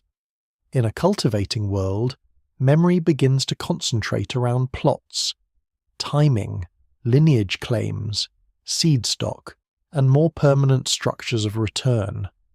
One remembers not only where food can be found, but what was planted, who planted it, how last season went, who helped, who owed labour, who stored what, who can claim the harvest.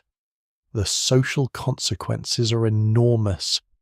A person's relation to land is changing from knowledgeable use toward invested attachment.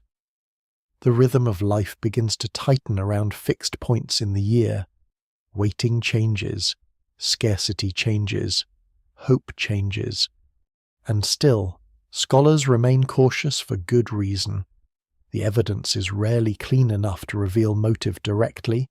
One can identify plant remains, animal bones, settlement patterns, tools associated with harvesting or grinding, storage features, changing bodies and teeth. But one cannot excavate intention in pure form. Were people forced into farming by necessity? Did they embrace it gradually because it seemed advantageous? Did social and ritual needs pull them toward intensification? Did climate open windows that made domestication especially attractive? The answer is likely all of these in different combinations across different places. No single explanation fully accounts for the lateness of agriculture, because agriculture is not one event. It is many local answers to a broad set of changing human circumstances. What matters most is that the lateness itself restores dignity to the long age before civilization. It reminds us that for most of our past, humans were not failing to invent the future. They were living in systems that worked. They were making worlds adequate to their ecologies, their numbers, their technologies, and their social values. Farming did not finally rescue them from emptiness. It arrived when certain older balances began to shift. It solved some problems while creating others that earlier people had managed to avoid. Seen this way, agriculture is not the triumphant beginning of humanity, but the end of one long experiment and the start of another. So the question is not why early humans delayed civilization for 100,000 years, but why they would have rushed toward it. Why hurry into dependence on a few species, harder labour, denser settlement, more visible inequality, and greater vulnerability to local ecological collapse when the older ways still carried them through so much of the planet? The mystery is not that farming comes late. The mystery is that once it comes, it eventually becomes dominant enough to rewrite memory, so that the vast ages before it begin to look empty in retrospect. They were never empty. They were simply organized around different truths, and for a very long time, those truths were enough. Once people begin to stay, even a little longer than before, the world changes in ways that are not immediately visible from a distance. The first difference is deceptively simple. Movement, which had once been the oldest insurance policy against scarcity, narrows. A group that invests labour in a patch of ground, in tended plants, in managed animals, in storage pits, in more durable shelters, or in repeated return to the same favourable site begins to trade one kind of freedom for another. It gains predictability in some respects, but loses flexibility in others. This is why the earlier settled life should not be imagined as the easy solution after a long age of wandering. It is a gamble, and like most human gambles, it solves one set of pressures by inviting another. At first, the gains can be substantial. A good location near water, useful wild stands, manageable animals, or fertile ground can support repeated occupation. Storage becomes more worthwhile when people do not have to carry everything with them. Structures can become heavier, more insulating, more specialized. Grinding stones, pits, bins, fences, and fixed hearths begin to make sense in ways they do not for highly mobile groups. Children, the elderly, and the injured may benefit from not having to move so often across difficult terrain. A community that remains in one place longer can accumulate material knowledge about that place with great precision. It can watch the same plants through multiple cycles, refine timing, improve harvests, and build confidence in local abundance. Over time, it may produce more calories per unit of land than a mobile strategy would yield in the same location. Yet settled life carries a hidden bill. Once movement is reduced, mistakes become harder to escape. A mobile foraging group confronted with local depletion, contamination, conflict, or declining game can often respond by moving elsewhere, even if that move is difficult. A settled group has sunk labor into structures, storage, fields, animal enclosures, pathways, and the social claims attached to them. Leaving is no longer a simple decision. It means abandoning work already performed and, increasingly, abandoning a place that now contains memory, dead kin, and future expectation in concentrated form. Agriculture and settlement do not merely change subsistence, they change the emotional weight of place. The body often pays the price early. Bioarchaeological evidence from many early farming communities suggests patterns that are hard to ignore: narrower diets, more dental decay from starchy foods, signs of nutritional stress, heavier repetitive labor, and in some cases shorter stature or poorer overall health compared with some preceding foraging populations. This is not universal, and the exact pattern varies by region, crop, environment, and time. But the broad warning remains.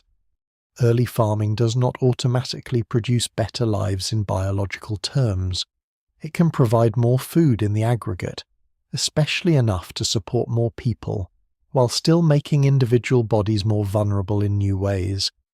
The evidence remains incomplete in places, but it strongly suggests that higher productivity and better well-being are not the same thing. Disease is one of the greatest of these new costs. Larger, more sedentary populations accumulate waste, parasites, and contamination in ways mobile groups often avoid simply by not staying put. Close, repeated contact among many bodies increases transmission. The storage of grain or other foods can attract rodents and insects. Domesticated animals, once brought into habitual proximity, create new ecological pathways for pathogens. Scholars still debate the precise timing and extent of many disease transitions, especially in very early phases of domestication, but no single explanation of civilization's later epidemics works without this deeper shift toward density. Settlement creates biological intimacy on a new scale, and biology responds without sentiment. Labor changes too, not only in amount but in rhythm. Foraging labor can be intense, but it often follows a broad spectrum of tasks distributed across season and landscape. Farming narrows that range around crop cycles, land preparation, planting, weeding, harvesting, storing, protecting, and processing. Repetition deepens.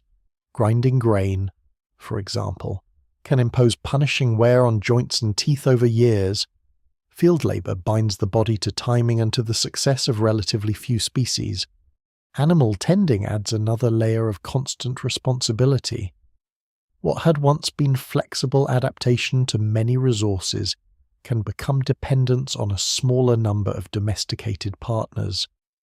This dependence is powerful when the system works. It is merciless when it fails. Failure in settled life takes on new forms: a blight, flood, drought, pest outbreak, storage loss, or raid can devastate more thoroughly when food security is tied to fixed plots and accumulated stores. In a foraging world, scarcity is dangerous but often distributed across varied resources and spaces. In an agricultural world, abundance can be spectacular, but fragility can become concentrated. One bad season matters differently when next year's seed, this year's labour, and the community's winter survival all depend on the same harvest. This does not mean foragers are safe and farmers are doomed. It means risk has been reorganised. Civilization later builds states, granaries, taxation systems, and redistribution partly to manage this new form of concentrated vulnerability. But in the early settled phase, much of that burden still sits directly on households and local communities. Then there is property, perhaps the most fateful psychological shift of all. A mobile people certainly know territories or routes, rights of access, and obligations tied to place. But once land is cleared, planted, improved, fenced, or repeatedly occupied with fixed structures, claims begin to harden, not everywhere at once, and not in the same way, but enough to alter society. Who owns this patch?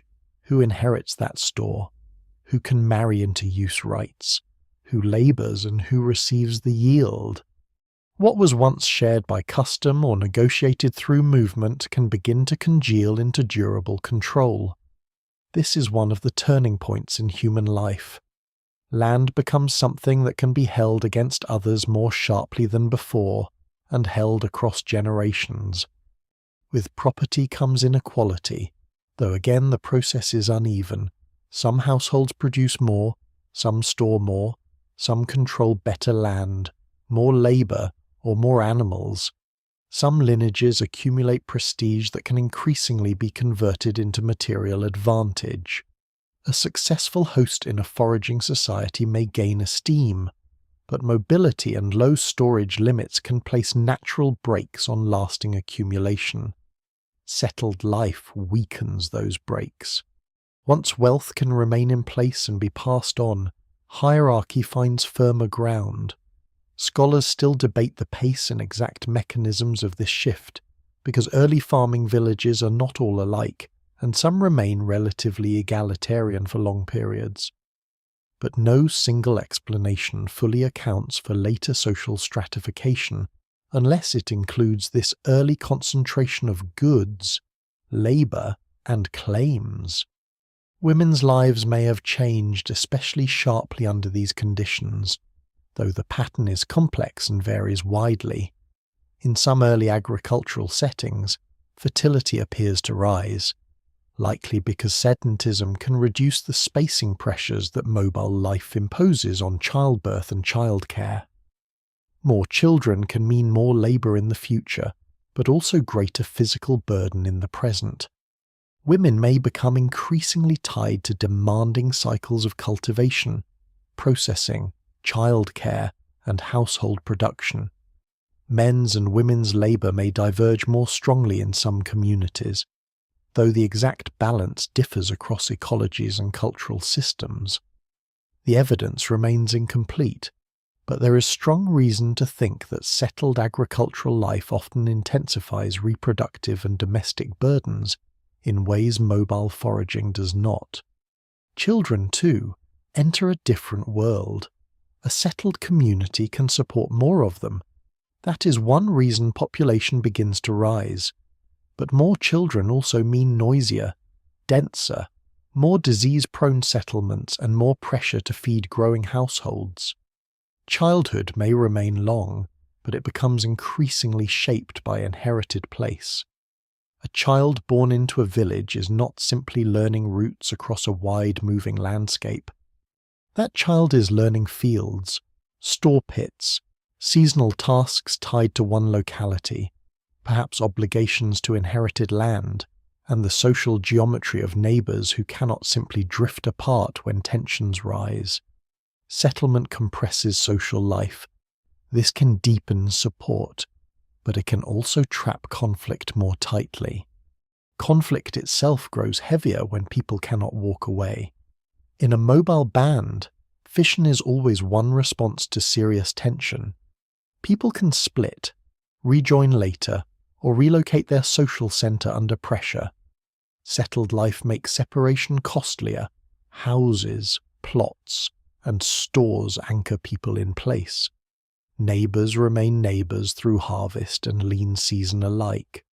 Disputes over land, water, livestock, storage, theft, inheritance, and boundaries take on a sharper edge because the stakes are now materialized.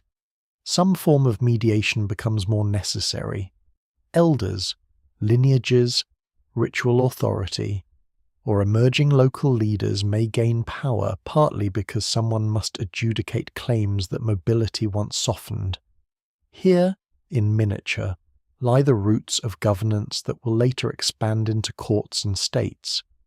The psychological landscape changes as much as the material one.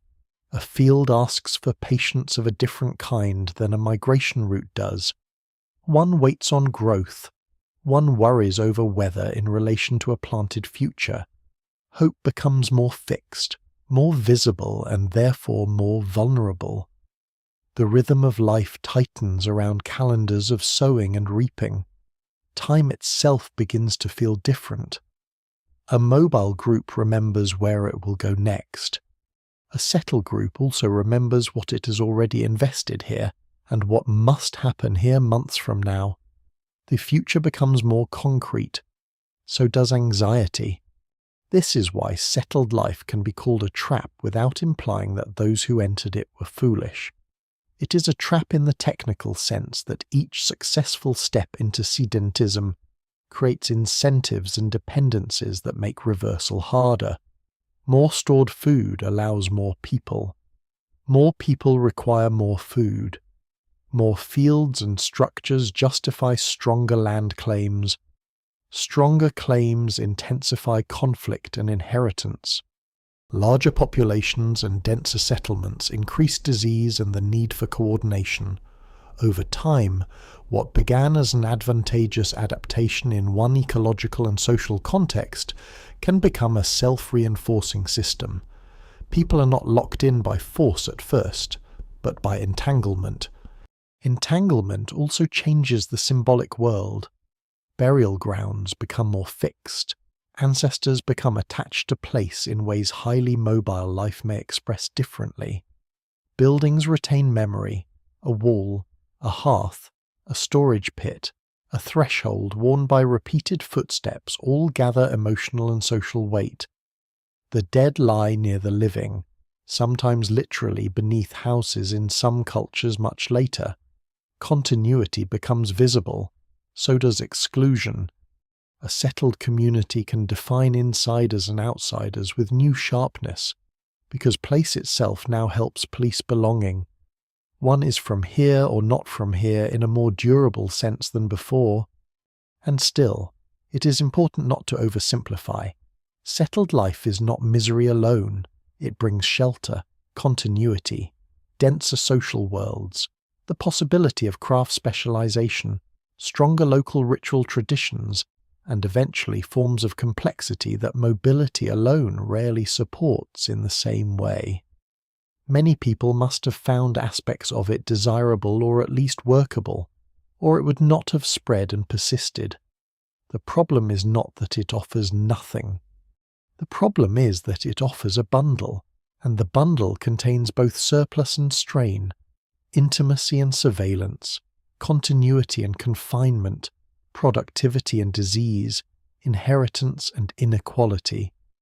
This is the great turning point before civilization fully emerges. Humans begin to trade the wide flexibility of the older world for the concentrated promise of fixed places. The bargain is understandable. It is also costly.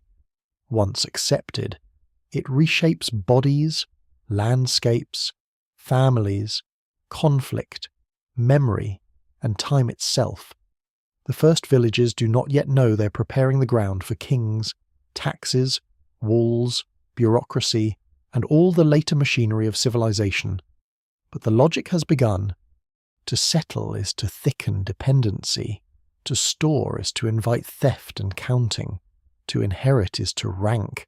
To remain is to divide space more sharply. The trap of settled life is not that it deceives people into choosing wrongly. It is that once its advantages take hold, they are bound to disadvantages no one can fully escape. Humanity has solved one old problem by creating a new world of new ones. Once civilization begins to write, it also begins to forget. Not everything, of course. It preserves names, rulers, laws, harvests, wars, offerings, debts, boundaries, and genealogies with a density earlier ages could never match in durable form. But it remembers selectively, and that selectivity has consequences. The people who first build cities, temples, bureaucracies, and permanent monuments do not simply create a new world. They also create a new standard for what counts as a world worth recording. From that point forward, permanence acquires prestige. Stone outweighs ash. Archives outweigh memory. Walls outweigh paths. A king's inscription outweighs 1,000 ordinary lives that left no formal text behind. This is how the vast age before civilization becomes obscured. It is not erased because it lacked humanity. It is erased because later humanity learned to honor different kinds of traces. This is one of the strangest reversals in the whole story. For most of the missing 100,000 years, the core of human life lies in movement, seasonal knowledge, kinship, shared memory, perishable technology, portable symbolism, and ways of reading land too subtle to survive well in the ground. Then settlement deepens, storage expands, hierarchy hardens, and institutions begin to externalize memory. Once that happens, later people can point to visible things and say, here is history. Here is order, here is advancement. The older worlds, because they leave fewer walls and ledgers, begin to look empty by comparison. But emptiness is not the right word. What civilization buries is not a void. It is a different definition of significance. Agricultural societies are especially good at naturalizing themselves. A field, once it has existed for generations, feels obvious. A village with inherited boundaries feels stable. A temple appears to gather the sacred into permanent architecture. Writing seems to rescue memory from the fragility of human bodies. In some respects, all of this is true. Civilization does amplify coordination, storage, specialization, scale, and material durability. It creates capacities earlier societies do not have in the same concentrated form. Yet it also imposes a retrospective arrogance.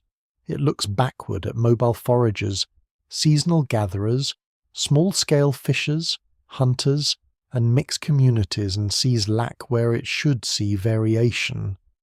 It mistakes non-state life for incomplete life.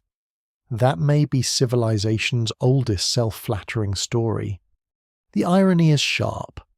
The first cities stand on foundations built by people they scarcely recognize. Agriculture depends on deep botanical knowledge accumulated by earlier humans. Settlement depends on social intelligence, teaching, and cooperation that are ancient.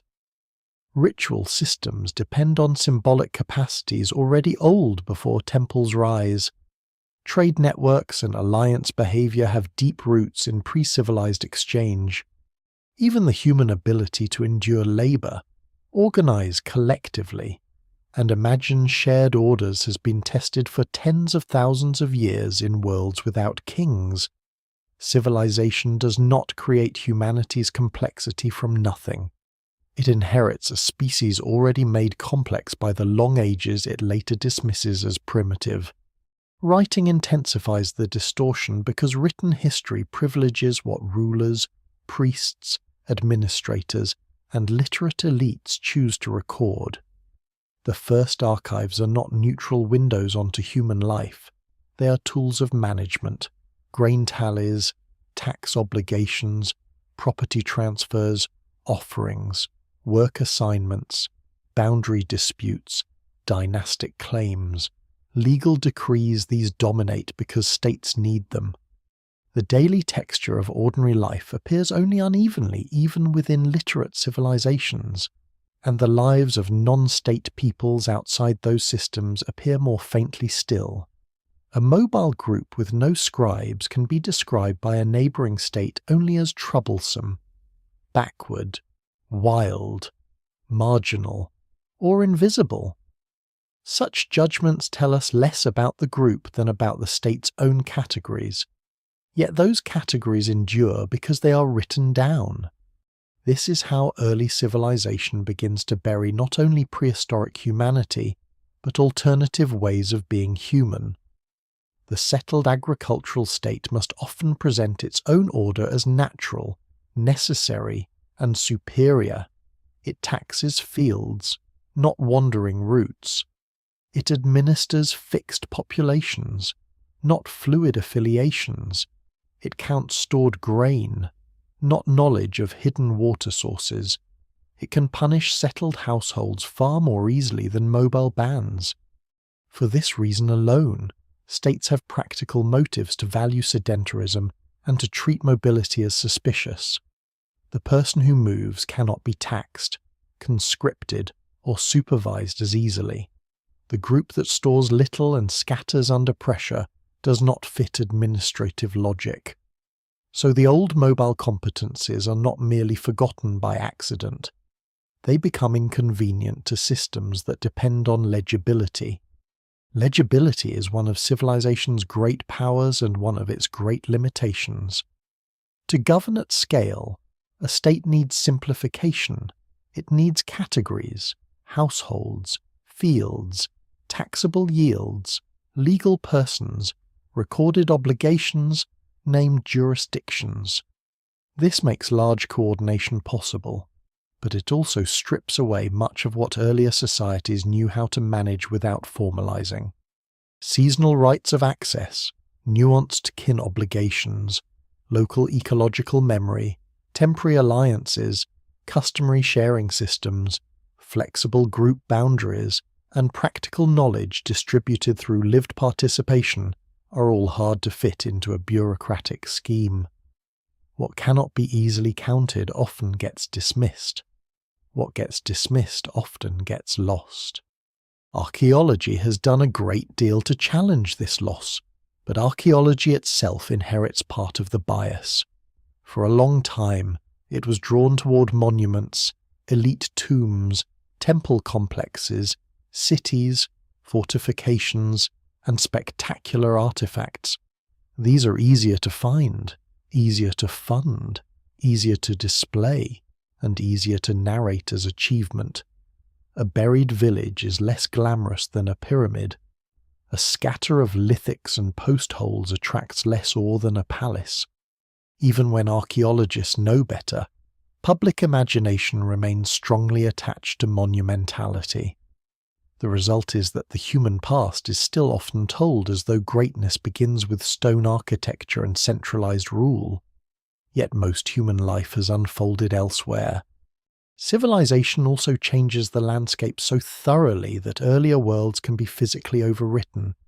Fields erase older seasonal use patterns, ploughing disturbs sites, irrigation alters hydrology, deforestation reshapes ecological memory. Towns rise atop old camps and then cities atop towns. Roads cut through forgotten corridors. Later graves disturb earlier deposits. Rivers are redirected. The very success of settled life in transforming land makes it harder to recover what came before. What civilization buries is not only metaphorical, it is literal. The traces of deep-time humanity often lie beneath agricultural soils, beneath urban strata, beneath dams and terraces and rebuilt ground. The older world does not simply fade, it is covered. There is a psychological burial as well. Once people live within the dense, repetitive structures of agricultural civilization, they begin to experience dependence differently. Water comes from controlled systems when those systems work. Food comes from fields or markets. Time comes from calendars. Meaning comes from formal institutions. Children inherit place, surname, property, and perhaps written doctrine. Under these conditions, the older human competences, reading a wide landscape intimately, surviving through mobile flexibility, storing memory in stories and social ties rather than external systems, can begin to seem exotic, even impossible. Civilization narrows memory by narrowing practice. People forget not only that their ancestors lived differently, but that such living required forms of intelligence they themselves no longer exercise. This forgetting is visible in language. Terms like primitive, savage, uncivilized, wandering, rootless, simple, and prehistoric carry judgments disguised as descriptions. They treat settled life as the norm and everything else as deficiency. But the long record of humanity before civilization tells a harsher truth about civilization itself. Cities are powerful, yes, but also brittle. States can organize labor on vast scales, but they can collapse spectacularly. Stored surplus can support populations, but it can also create irresistible targets for raiding, taxation, and theft. Writing preserves memory, but it can also narrow value to what institutions choose to inscribe. The older world lacked walls and archives, but it possessed resilience, mobility, social plasticity, and ecological intimacy that later systems repeatedly struggle to replace once lost. This is why collapse stories so often feel like echoes of something deeper. When states fail, when trade breaks, when irrigation falters, when climate shifts beyond what a centralized order can absorb, people often fall back on older logics: mobility, kinship, local knowledge, diverse subsistence, improvisation, mutual aid.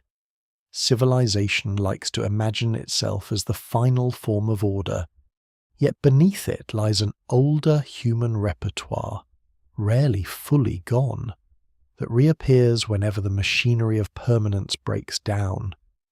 What civilization buried, it never entirely destroyed. It simply made those capacities less visible during periods of apparent stability. The burial of earlier humanity is also moral.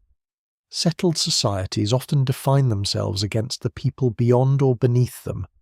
Pastoralists, foragers, forest dwellers, upland groups, fisher communities, steppe peoples, desert peoples, all may be cast as leftovers, obstacles, raiders, barbarians, or relics.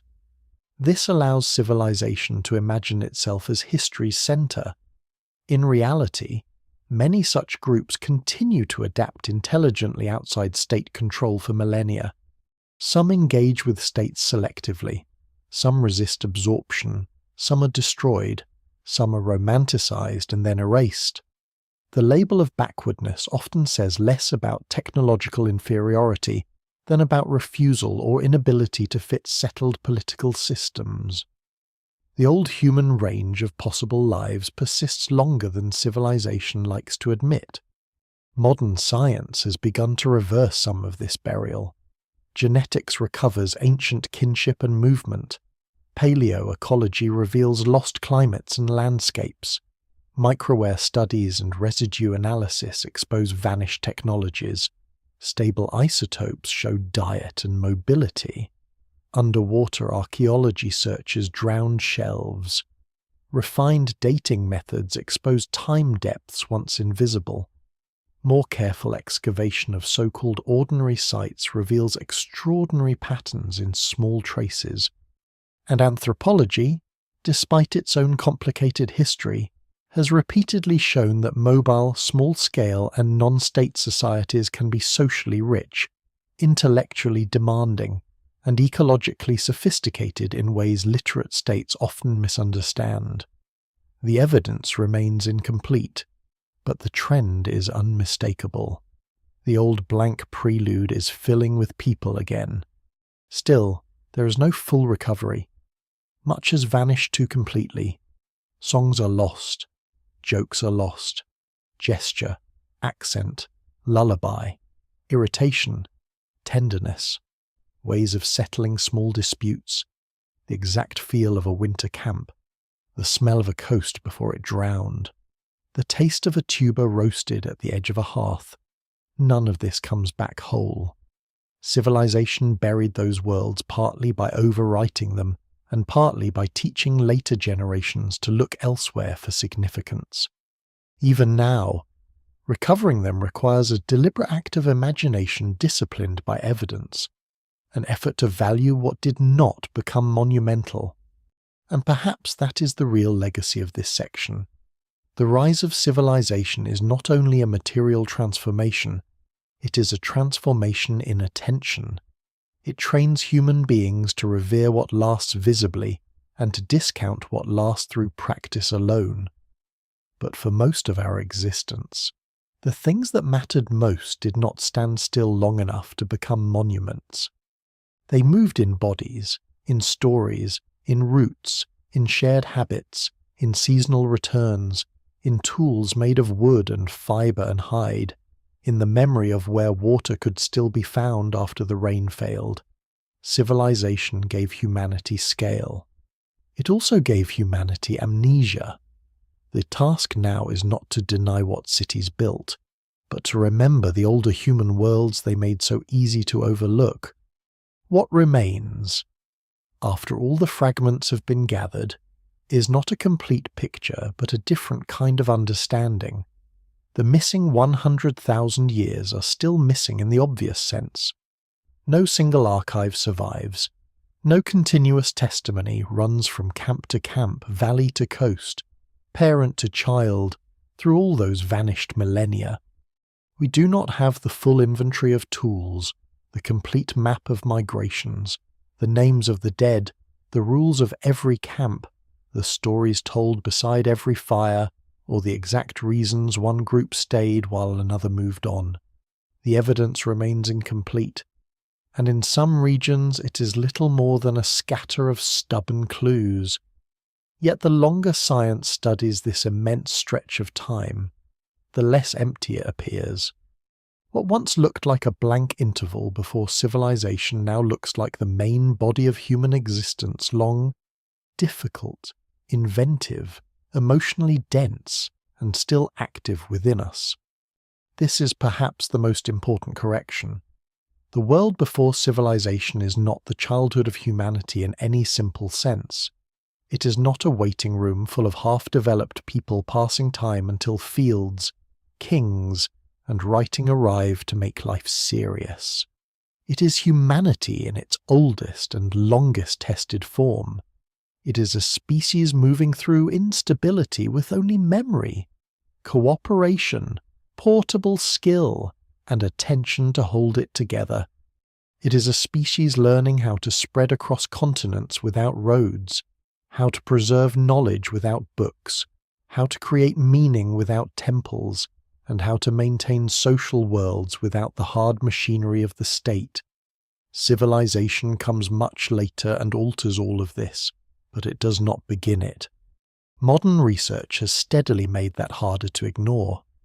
Ancient DNA has revealed migrations, interbreeding, bottlenecks, population turnovers, and connections that no written tradition preserved. Stable isotope studies have traced movement and diet with surprising precision. Microwear analysis on tools has opened windows into vanished labor.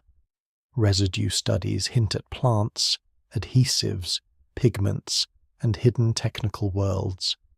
Paleo-environmental science has reconstructed deserts that were once wet, plains that are now seafloor, and glacial regimes that shaped everything from wind to prey availability. underwater archaeology has begun, only just begun, to peer into landscapes lost beneath post-glacial seas. Each new method fills a little more of the silence, but it also deepens the mystery. The more we recover, the more obvious it becomes how much has gone. And some of what has gone may never be restored except in outline. Scholars can debate whether a burial implies ritual, but not hear the grief around it. They can identify pigment use, but not fully recover the emotion attached to the colour. They can detect movement of shell or stone across long distances, but not reconstruct every alliance, marriage, rivalry, or promise that carried those materials from hand to hand. They can infer fire use, but not retrieve the exact shape of a story told by its light. No single explanation fully accounts for the human depth of these vanished worlds, because the record is fundamentally unequal to the life that produced it.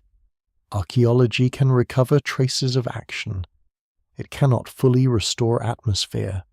Still, enough survives to force a more honest answer to the original question. What did early humans do before civilization? They did not do one thing. They did not merely hunt until farming rescued them from repetition. They crossed continents. They learned shorelines now drowned and deserts once green. They tracked animals through cold margins and open plains. They dug roots, gathered seeds, shaped stone, twisted cord, softened hide, carried children, cared for the injured, buried some of their dead, marked their bodies, entered caves with pigment and fire, forged alliances, remembered roots, watched the sky, and listened to seasons with a seriousness later societies often forget. They lived in many arrangements, some fragile, some resilient, some lost, some surprisingly enduring. They made worlds adequate to the conditions they faced. They also endured pressures that still define human life, only in altered form. Climate instability, resource uncertainty, social tension, inequality in the making, encounters with outsiders, dependence on shared information, fear of loss, the burden of caring for vulnerable people, the temptation to dominate, the need to cooperate anyway. None of these begin with civilization. They are older. The missing years matter not only because they tell us where we came from, but because they reveal which features of our lives are recent and which are ancient. Agriculture is recent. States are recent. Writing is recent. The market, the city, the border, the tax collector, the archive, the monument, all are recent.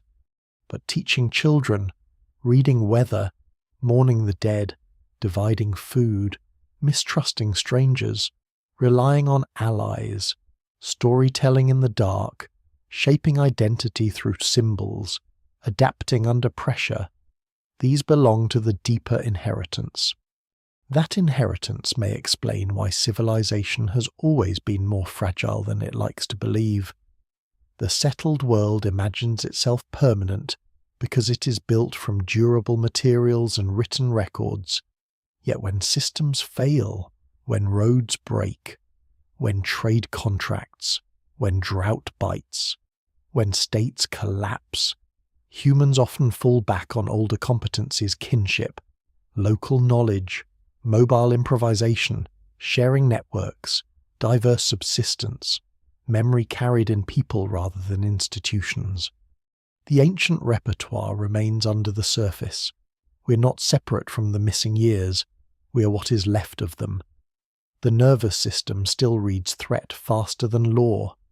The body still responds to season, scarcity, and companionship in ways shaped long before urban life. The mind still seeks story, symbol, alliance, and pattern, because those were once not optional additions to life, but conditions of survival. There is an uncomfortable humility in that realization. For all our archives, engines, and satellites. Most of our species' successful history unfolded without them. The people of those ages did not know where history was supposed to be going, and perhaps that ignorance was part of their strength. They were not trying to invent civilization. They were trying to live well enough inside a difficult world to carry children into adulthood, preserve what mattered, and endure the next season. That may sound modest only because later societies have become addicted to scale. In truth, it is among the hardest achievements any species has ever managed. What survives in the record suggests that these people were neither noble innocents nor brutish shadows. They were what humans usually are: perceptive, social, inventive, anxious, capable of care and cruelty both, vulnerable to weather and vanity alike, dependent on one another more than they probably wished and less than they perhaps deserved. They lived close to necessity, but not outside beauty. They faced danger, but not without humour, tenderness, ornament, rhythm, or the urge to make meaning from uncertainty. That is why the deep past feels at once alien and familiar. The conditions differ enormously. The emotions do not. And so, the mystery remains, but it has changed shape. The question is no longer how humanity endured a dark age before the real story began.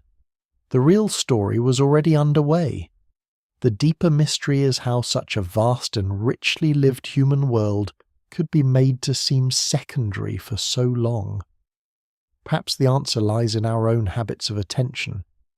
We admire what lasts in stone because stone outlasts us. We trust texts because they resemble our own minds externalized. We call civilization history because civilization wrote itself down.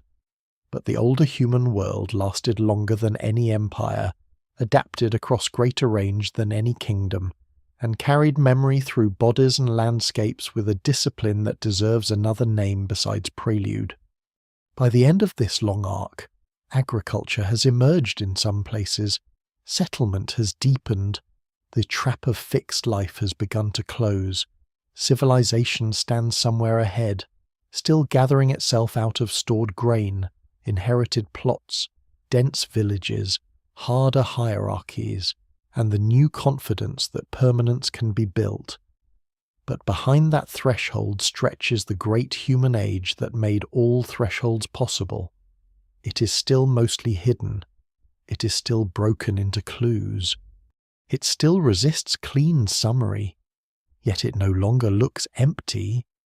It looks crowded with lives that did not write their names but shape the species anyway. If there is a final lesson in the missing 100,000 years, it may be this. Human beings were never waiting to become human. They were human already, for a very long time, under colder skies, across wider silences, in camps and caves and shorelines now lost, carrying forward enough knowledge, enough affection, enough caution, enough imagination to remain in the world when many other beings, even other humans, did not. Civilization did not create that strength. It inherited it. And whatever we become next, we will inherit it too. The fire has burned low again.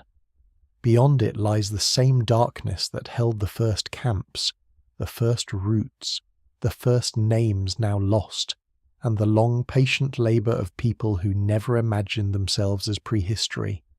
They simply lived. They watched the weather turn. They listened for animals in grass or surf or snow. They carried children across ground that no map would keep. They learned where the land gave, where it failed, and how memory could outlast both. For thousands upon thousands of years, that was enough. More than enough, in truth. It was the form of human life that endured the longest. Later ages would build walls and call them permanence. They would carve laws into stone and think memory had finally found a worthy home. They would raise cities, organize labor, divide land, number grain, and place history inside the records of rulers. But beneath all of that, older rhythms remained. The instinct to gather close in danger, the habit of reading a sky before trusting tomorrow, the urge to tell a story so a child might remember what the dead can no longer say directly, the knowledge that survival is rarely an individual achievement, and that even the strongest person is only as secure as the people beside them. What is most striking, in the end, is not how far away those early humans are, but how often they still seem to be standing just behind us. In the quick attention we pay to a strange sound in the night, in the comfort of light shared with others, in the force of grief, in the relief of familiar voices after a hard day, in the deep unease that comes when the land itself begins to change, they are present in habits older than civilization, older than writing, older than fields. They remain in the body, in the mind, and in the quiet social instincts that modern life often disguises but never fully removes. The missing 100,000 years are still incomplete. Much of that world is gone beyond recovery, dissolved into sea, dust, silence, and time. Yet enough remains to restore its dignity. It was never empty. It was never waiting. It was never a blank space before the real beginning. It was the long middle of becoming, where human beings learned how to endure, how to imagine, how to cooperate, and how to remain alive inside a world that offered no guarantees. And perhaps that is the final image worth keeping. Not a king on a throne or a city behind walls, but a small circle of light in a vast landscape. Someone feeding the fire, someone half asleep, someone keeping watch, someone remembering the way forward before dawn,